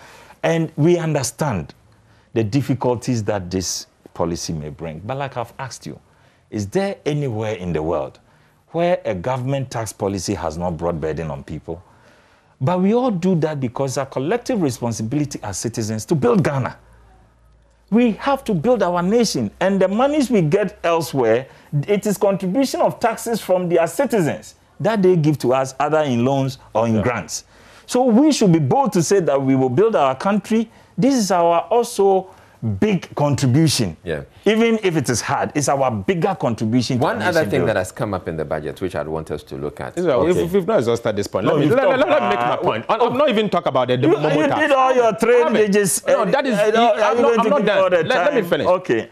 The e-tax, the one on mobile money, is something we should be concerned also about. Because, you know, even not long ago, in fact, I had always cautioned this government against Momo tax. I've held a number of press conferences, and in fact, I have prompted government that it's something that we should not entertain because it's not going to help. Prior to election, in fact, in August 2020, our vice president held, one-on-one conversation with Kwame Sifakai. And he was blunt that they are not going to tax mobile money. The vice president. But at the time, it wasn't right to... The vice president, that he doesn't believe in it. You think I'm lying? No. I guess it's changes. No, yes, but Israel, I have told you that. Let me finish. As at that time, this is his point. We had not made enough investment to touch. Oh, really? Of 2020. Now we have how much? August 2020. How much extra? This is 2020. This is what he said. Let me read it to you. Okay, read it. I don't believe mobile money should be taxed. Bawumia. Look at what he said. Go ahead. This is August 2020. Okay. And read. Let Ghanaians be aware of what he said. No, please, let me read it louder so that let me read it louder. So please. He's being misquoted. The vice president, Dr. Bawumia, has said he does not think mobile money should be taxed beyond the corporate tax the telcos already pay on their mobile money earnings. Yes, so he was speaking about the telcos. in an exclusive interview. Telcos, he's talking please. about what? No. Beyond. No, please. Don't. This is what he said. So put it in context. He spoke about the corporate tax of telcos. So this is in context. No, in what context? In fact, at the time, the conversation we were having was that mobile money was going to be taxed on the transaction. That was a complaint of on the telcos. No, not on the telcos. Please listen carefully. The Vice President, Dr. Mahmoud Bawumia, has said he does not think mobile money should be taxed beyond the corporate taxes the telcos already pay. Yeah, so the telcos are paying. Here we are talking about taxes on telcos. Yeah, okay. He doesn't think that beyond the taxes that the we should also pay, we should tax anybody else. No. It's not like that. You see. And he went on to say, I don't think mobile money should be taxed because most of the people who use the service are poor people. Yes, so if we've exempted the poor. If you put more taxes on it, they will suffer. Yes. So we've exempted the poor. This is what I've told 30% of them. We have exempted them. Up to 100. You see, we did not just start. Yes, up to 100. The poor have been exempted. And take your time. Okay. Relax for me. Yes. Let's address this issue. You see, tax policy change over time. Something can be right today. So he's changed his mind? Yes, based on the facts available today. Really? And we have still covered the poor, okay? Like I said, we took our time, did our research, and saw what could be done. We saw that about 30% of Momo users, the poor the Vice President was talking about, we have covered them. We've taken them out of this. We have done so. The 100 is not enough. Oh, it is enough. We have done our research. Look, it covers 3,000 cedis in a month. The 3,000. How many people in Ghana earn 3,000 cedis in a month? It's not enough. You see, how many people? You see, you are looking at it from that quantity. But let's be honest. How many people earn up to 3,000 cedis a month? If a policy exempts up to 3,000 cedis a month, 100 cedis a day, you are saying it's not enough. You see, the 3,000 cedis is not on a transaction per particular day. So it's 100 cedis per day. So if I you multiply that by a month, it's 3,000. Or someone in your village, Israel, someone in your village calls you that I have a medical emergency. I need to go to hospital. I need 1,000 Ghana cedis. If your heart for some reason is touched and you think you want to help the person, that 100 cedis you send to the person is going to be taxed by 1.75. No, that person will not pay. You pay. Yeah, that's the point. No, that's the point I'm making. But why is it not touching you enough to help government? We are also appealing to you. Help us. Is the person sick? We want to go to hospitals for him. No, why should it be a problem? If not long ago, touch enough. Not long ago, I can help the Vice President before the elections told us that he does not believe that Momo. We have done that. All of a sudden, after the elections, he's now changed his No. It's for Ghanaians to judge. Changed. In fact, it's for Ghanaians to judge. After the elections, he's telling us that he's changed his position. Vice President was worried about the poor, and I've told you we researched. We saw that the poor people constituted about 30%. So they have been exempted. And they have been exempted. Okay, great. Now let's go to this other issue, which has to do with this common platform that government is looking at for the collection of revenue at the district assembly. At the property rate. I'd want you to explain that, to break it down for us. Yes, so one key revenue source that we are not tapping enough is the property rate that could serve as IGF to many of our district assemblies in Ghana. And it appears the best way to do it for government to come in with some digital platform that will help in the collection of property rates by doing property evaluation at a certain standard, okay? And then we will know a house located in this municipality should be evaluated at this rate. And then we can all agree on a percentage to be charged by those households as their contribution to revenue and improvement of course, or improvement of works within those municipalities. Right. So government is seeking to come out with a special project on property rates collection through this platform, special platform, which we are seeking to digitalize and help to do proper evaluation and assessment of properties across the country. Then we can help those municipalities to charge. Okay. But because government is coming in to lead, okay, in terms of rolling out this project. Even though it's supposed to be a municipal tax, government is leading it, and so there's going to be some revenue sharing because of the cost that government is going to upfront. Tell us the revenue sharing. I hear 60-40 and all of that. I'm sure it will be. You see, if it's, in the end, if it's 60-40, it is because it's supposed to be maybe 50-50 or 60-40. Who gets? Government. Because they are going to bear all the costs. At the moment, the assemblies are getting almost zero. Okay, and this is the beginning. Initial investment that government has to make, of course, you need to upfront it. So government may take 60% in the fees and charges and the consultancy and all the works that we are doing. But this can be reviewed every time. If next year or two, government realizes that their initial investment have been recovered and so much more should go to the assemblies, it can be reviewed. So let's let's even say 50-50. Yes. Now, let's look at the District Assembly's Commons Fund and government remittance. I mean, how much, what government is supposed to pay to these districts? What's the last time government paid anything to the districts? Oh, we are always paying. You are in arrest. As far you are in arrest, big time. Government is in arrest. We are always paying. The point I'm just making. Yes. I think we are arrested only in the third quarter. No, you have paid only the last quarter of 2020. I'm an MP, and these are things that I sit on. First quarter 2021 hasn't been paid. Second quarter hasn't been paid. Third quarter is just about falling due. Third quarter is not due, so it means just about falling due. The reason I'm bringing this up is government is due now. We are in November. Government is supposed to pay these assemblies, and you are in arrears. And then this other one comes in. This property rates also comes in. To help them, that is an IGF for the assemblies. How soon are they getting their monies? If government is we approve it. This one is for 2022. Yeah, I get it. So, but I'm saying, looking at how long it takes for government to pay these people their monies, how soon are they going to get this? I support this. This one. Even before he comes in, let me say that I think the policy to ensure that property taxes are collected is an excellent idea. No doubt. Excellent idea. I want it collected because I believe those with big houses has to pay the taxes. Yeah, that's why you are. I believe it.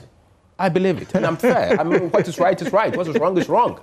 I believe they should be paying. Yes. But there's a certain mechanism that we need to interrogate further. Okay.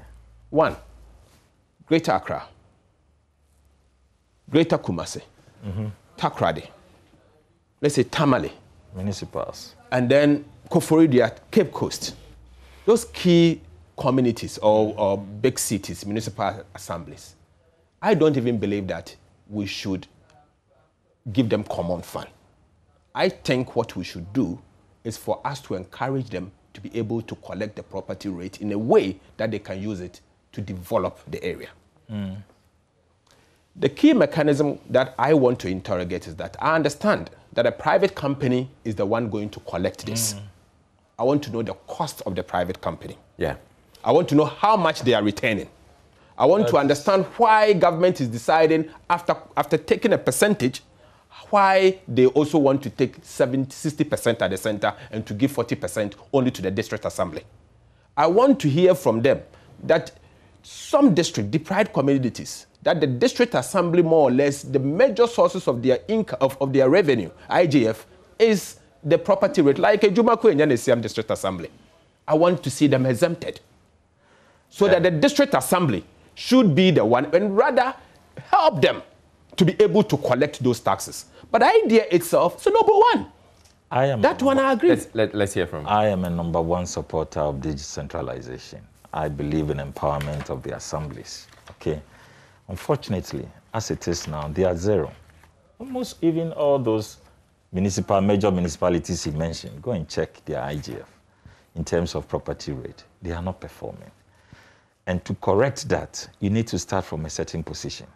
This private partner he's talking about, we have not even approved the act. So how do you appoint him? You need to go through procurement processes Often when these things come up, government often has somebody in mind, or there's somebody. Well, if it's in mind, let it remain in mind. They have a software already. Yes, the discussion has gone there. Yes, For me, if you want to convince me to approve that act, there are details you have to give it. Yes, but that is pre-engagements, okay, which is allowed in the law. But he's talking about the proper contract and how much is going where, because for now it's GRA.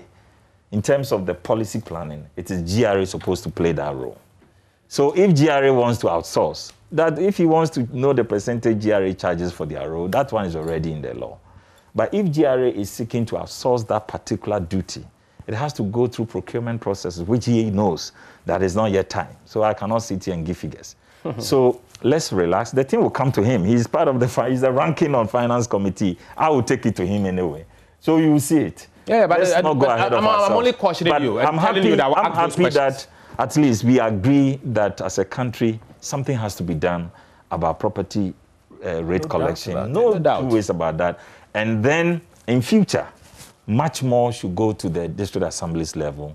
And maybe that will be a topic discussion for another day on how we can empower our districts in Ghana. I'm on the benchmark values too. Oh, you want to bring benchmark value discussion? Let's discuss that one too. Look, and then the youth issue. Let's discuss youth start and the rest. It's important. There's a lot of hope in this budget. Look, 1 billion cedis every year for youth. Powerful. We in the minority, right? We've made our point. We've said that as for the electronic transaction tax, that levy, we are going to oppose it. Very unpatriotic. Why unpatriotic? Why though? Because very unpatriotic. Agree. I've explained my point. Unpatriotic. I know you've explained. I've explained my point. How can you be this? On these are flimsy grounds. What point? Can I finish? I said we are going to oppose it. So let me tell you the reason why. We are saying that particular tax, we are going to oppose it.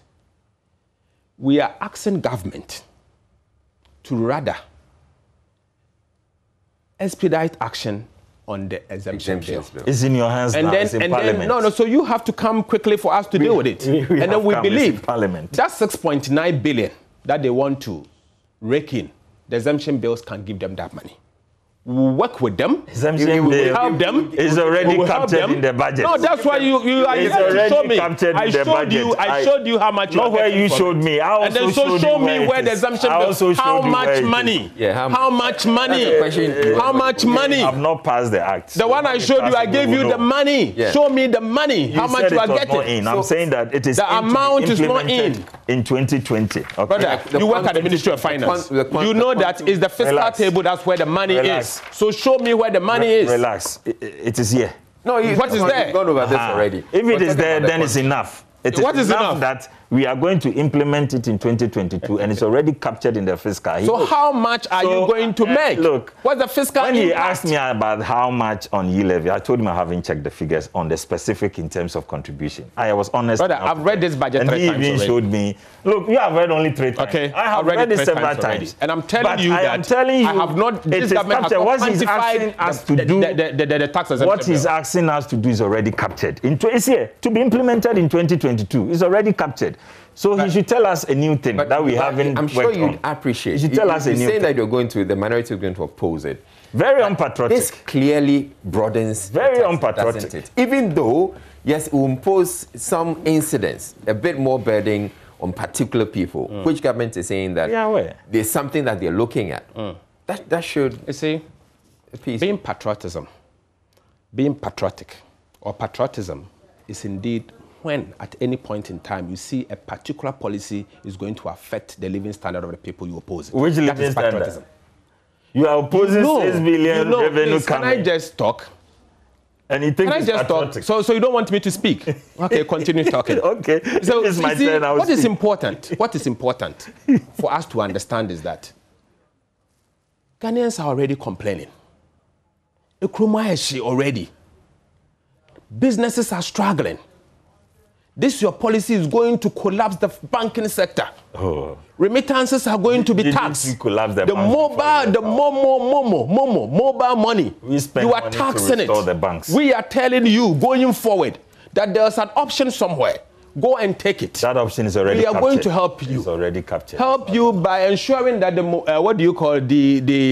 tax on the exemption levy, exemption bill will be passed appropriately. Anyway. Okay, so that's our point. So we talked about how people are enjoying the free tolls for now. So let's go to okay. Before I tell him about how he collapsed the banks before he left. Who collapsed the banks? You came and collapsed the banks. You are telling me that you before he left. So Enimado is out there, and he's at the Kaswa toll booth, and she is.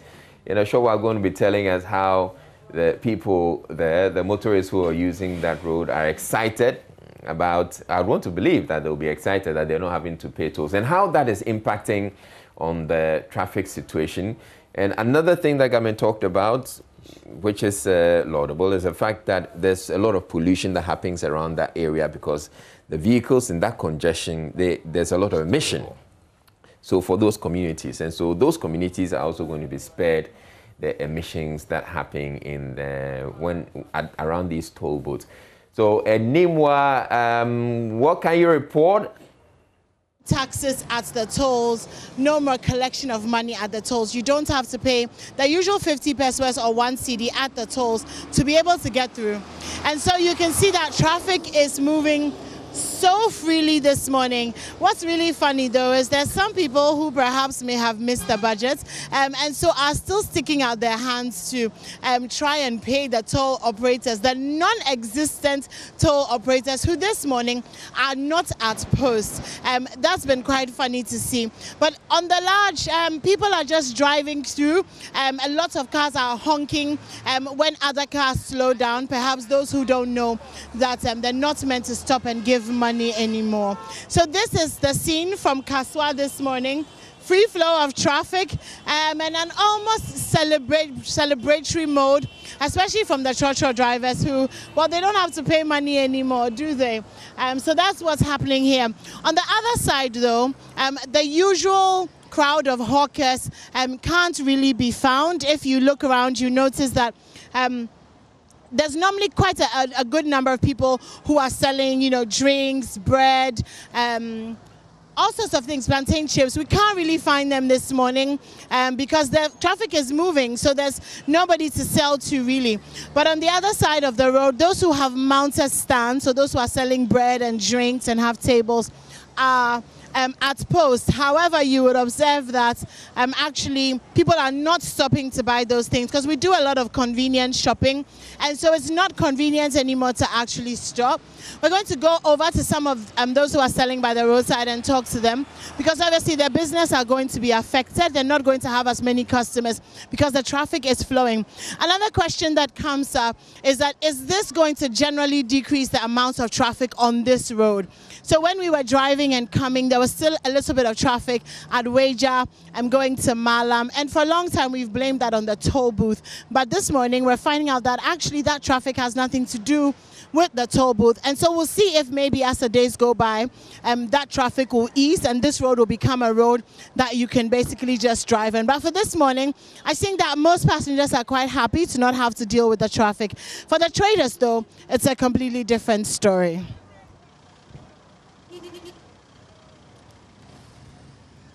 Kaswa toll booth. So that's exciting for the people who are not having to pay tolls. But you know something? Yeah. I think she made a very interesting point. The issue of the traders. Yeah. I call it policy trade-offs. Or in other words, you can call the adverse impact of a policy. Even though it may be good, it has its adverse side. Yeah. So anytime you are coming out with policy like this, you should also look beyond what may happen. You know, people's livelihood will be impacted. And these people, what do you do for them? But you do it's not only the people that are in the tape. Yeah. Yes, you always look at it. But remember, there are people out there that traders, hawkers. They need to earn some income. Okay, so government must certainly find a way to address some of this negative. There's a question that's coming on the e-levy. So it says every transaction ought to be taxed, but the tax should hit the operators, not the users. And there should be a law to prevent the operators from passing any part of the tax on to the users. Oh, how? It is a gold mine, and currently the operators are fleecing the users. Then the question is, should mobile money users be taxed? Does a user make money by using the service? That's the question. So mobile money users, because you're taxing them because they're probably earning something from it. Okay. Yes, I think they be taxed. I think the issue here is, who are the users is he talking about? Is it the merchant? Is it me? No, users. You and I. Okay. Are you going to tax me for using the service? That's the question. It's a big question.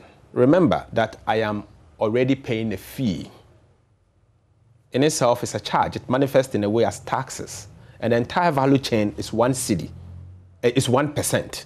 So the entire value chain between the merchant and then the telcos, they charge you 1%. Now the government want to charge even more than the entire value chain.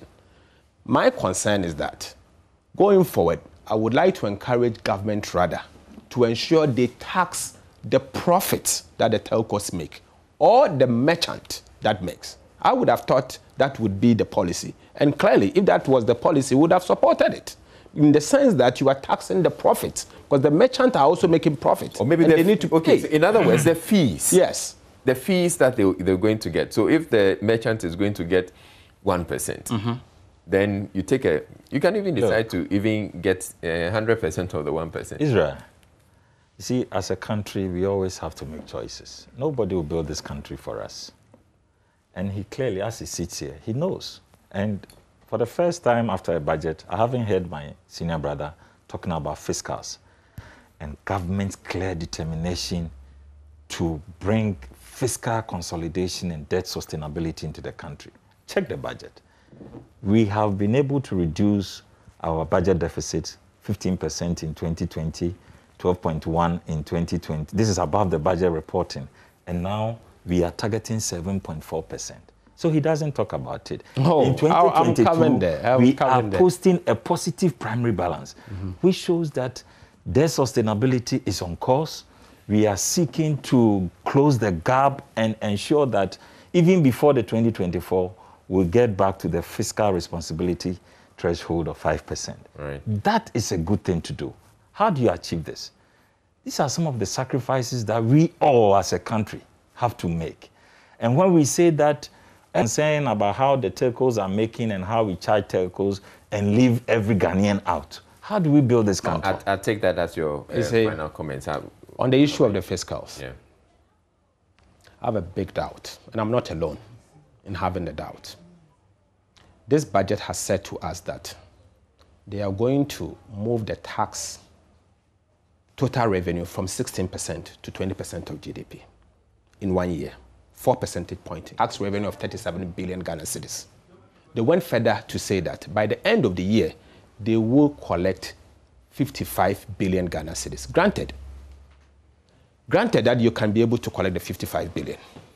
The measures in the budget, they are telling us is going to yield 25 billion Ghana cedis to the extent that the tax revenue is going to move from 55 billion to 80 billion in 1 year. It means an increase of over 45%. I have my doubt. All right. That policy indeed will yield revenue. But I do not believe that they are going to hit 25 billion. Okay. As a result, go and check the international bond market. Our spreads have started moving. Investors has become very skeptical. The government cannot achieve that target over 1 year, 45%. If you care to see, I can show you the yield. The budget was just presented. I can show you the yields now. It was presented. I can show you the yields, and you know what is happening? It's getting bad. No, now that the budget has been presented, it is they the didn't have the responsibility of information. government. They didn't have the information. But look, it is when the budget was presented that the yields move. It's not after. It is when the budget was presented. All right. Look, in fact, it has gotten worse before the budget. Okay, no problem. Fortunately, we have set our target. We are committed to delivering it. 1 year is not far. We will come back here, and that is why we are economic magicians and they are not. Anything we present, they say you can do. Okay, by the time we do it, they are surprised. We will surprise them again. Thank you very much. Let's see what happens. But I have no faith in this budget. Oh, that is it. I have no faith. Dr. John Kuma. That is why we are magicians on the economy and you are not. I have no faith in this budget. And then we also have Dr. Kaselato Forcing, former Deputy Finance Minister, joining us for the conversation. We appreciate both of you. And the fact that we had a very interesting conversation. And it wasn't the typical political banter. You're watching the AM show. We're taking a break, but there's more coming up. Stay tuned in.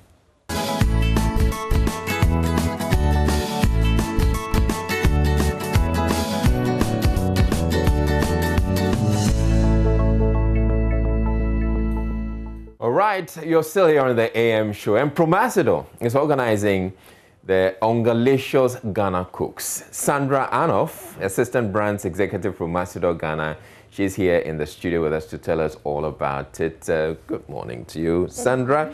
And you're looking all bright in your yellow outfit. You as well. Thank you. Thank you. Okay, so tell us about this new reality show, Ongalicious Ghana Cooks.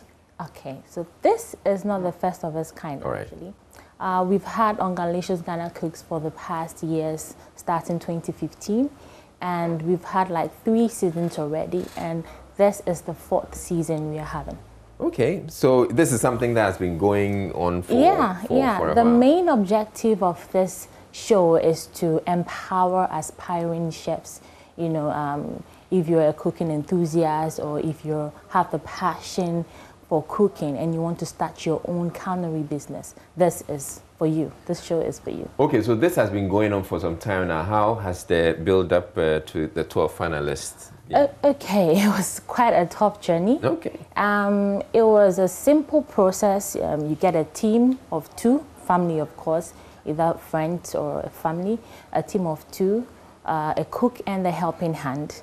And then you take a picture of your food with the product shots, and then you enter into the competition. We got a quite number of people entering for the competition. Yes, but we had to shortlist it to about 30 people. Okay. And it's amazing to see how our Ghanaian people use their skills in the kitchen, changing or transforming these indigenous meals that we know. Yeah. For instance, like when I hear of contombre, I think, okay, contombre is a boom or palava sauce. But somebody comes at the audition with something like a contombre, creamy contombre. And that is quite new to me. Contombre. Yes, and it's just an audition. So you could see that there was so much talent, 30, but we had to shortlist them again to 12. I'm curious, on what basis do you determine or to shortlist the people to 30 and then further to 12? Okay, so we have renowned chefs and they have a procedure that they go. So they're going to taste the food, they're going to look at presentation. They're looking at your plating, they're looking at how the meals are palatable, you know, very mouth-watering. How nutritious it is, I guess. Exactly, yeah, all that. So they have things that they would test you on, and then when you score high, you get into the competition. Okay. What should we expect in this year's edition? So this year, we're still sticking to 13 weeks episodes, starting this Saturday. Each episode, we're going to have the families with new activities, challenging tasks that they have to do within a day. And it's going to be like 4 families at a set, and then when you emerge a winner in the first team, you would compete with the other families and like a knockout section. Okay. It sounds all very exciting, bringing the family together. Yeah. And the family then brings in a cook. Yes. So you just choose a cook and a helping hand. So it can be friends with the same, I mean, maybe you cook together or something. So it can be your mother, it can be your daughter, your 2 sisters, 2 siblings, brothers, friends, good friends who enjoy cooking. Yeah. Okay. And so this cook and a helping hand. Right. This is going to go over 12 weeks. Over 13. 13 weeks. And at the end of the 13 weeks, what are some of the prizes they're going to be working out with? Okay, so the first position goes home with about 20,000 Ghana cedis. That's a lot of money. Yes, it's a whooping prize pool of 100,000, including cash, products, and other souvenirs. Yes, so the first prize is that's the 20,000 for the first position. Right. The second position goes home with 15. The 20,000, does it come with any other thing? Yes, they'll go home with souvenirs from Onga products. as well. So 20,000, second position 15,000, third position also goes home with 10,000, yes, and then the last, which is even the fourth position, goes home with 5,000. And the interesting thing is all the contestants gets to go home with something. Okay. Yeah. And so the people who win are going to walk away with something. How about the people who are also watching and participating? There's an opportunity for people to participate, right? Of course, yeah. As in those who are watching. The viewers, I would urge them to monitor our social media platforms, the Facebook, Instagram, Twitter, with Onga Ghana. There's going to be Q&A sessions. There's going to be a lot of give out. So you have to stick to your screens and see what's going to happen each of the episodes that are to come.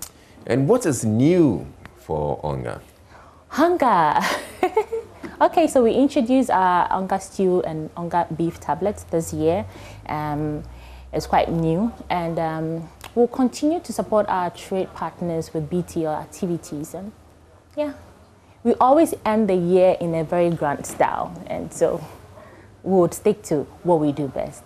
Okay, well, thank you very much. And all the talk about food is making me hungry, actually. So probably should be getting out of here to go get something to eat. But thank you very much, Sandra, for coming through to tell us about what Onga is doing. And I see the people on the screen. Yes. That's Chef. I know that Chef. Yes, Chef Joe and Chef Jove. Yeah. All right. So yes, those of you who are watching and feeling like you should be eating something, I feel like I should be eating something. But Sandra, thank you for coming through. And you can participate.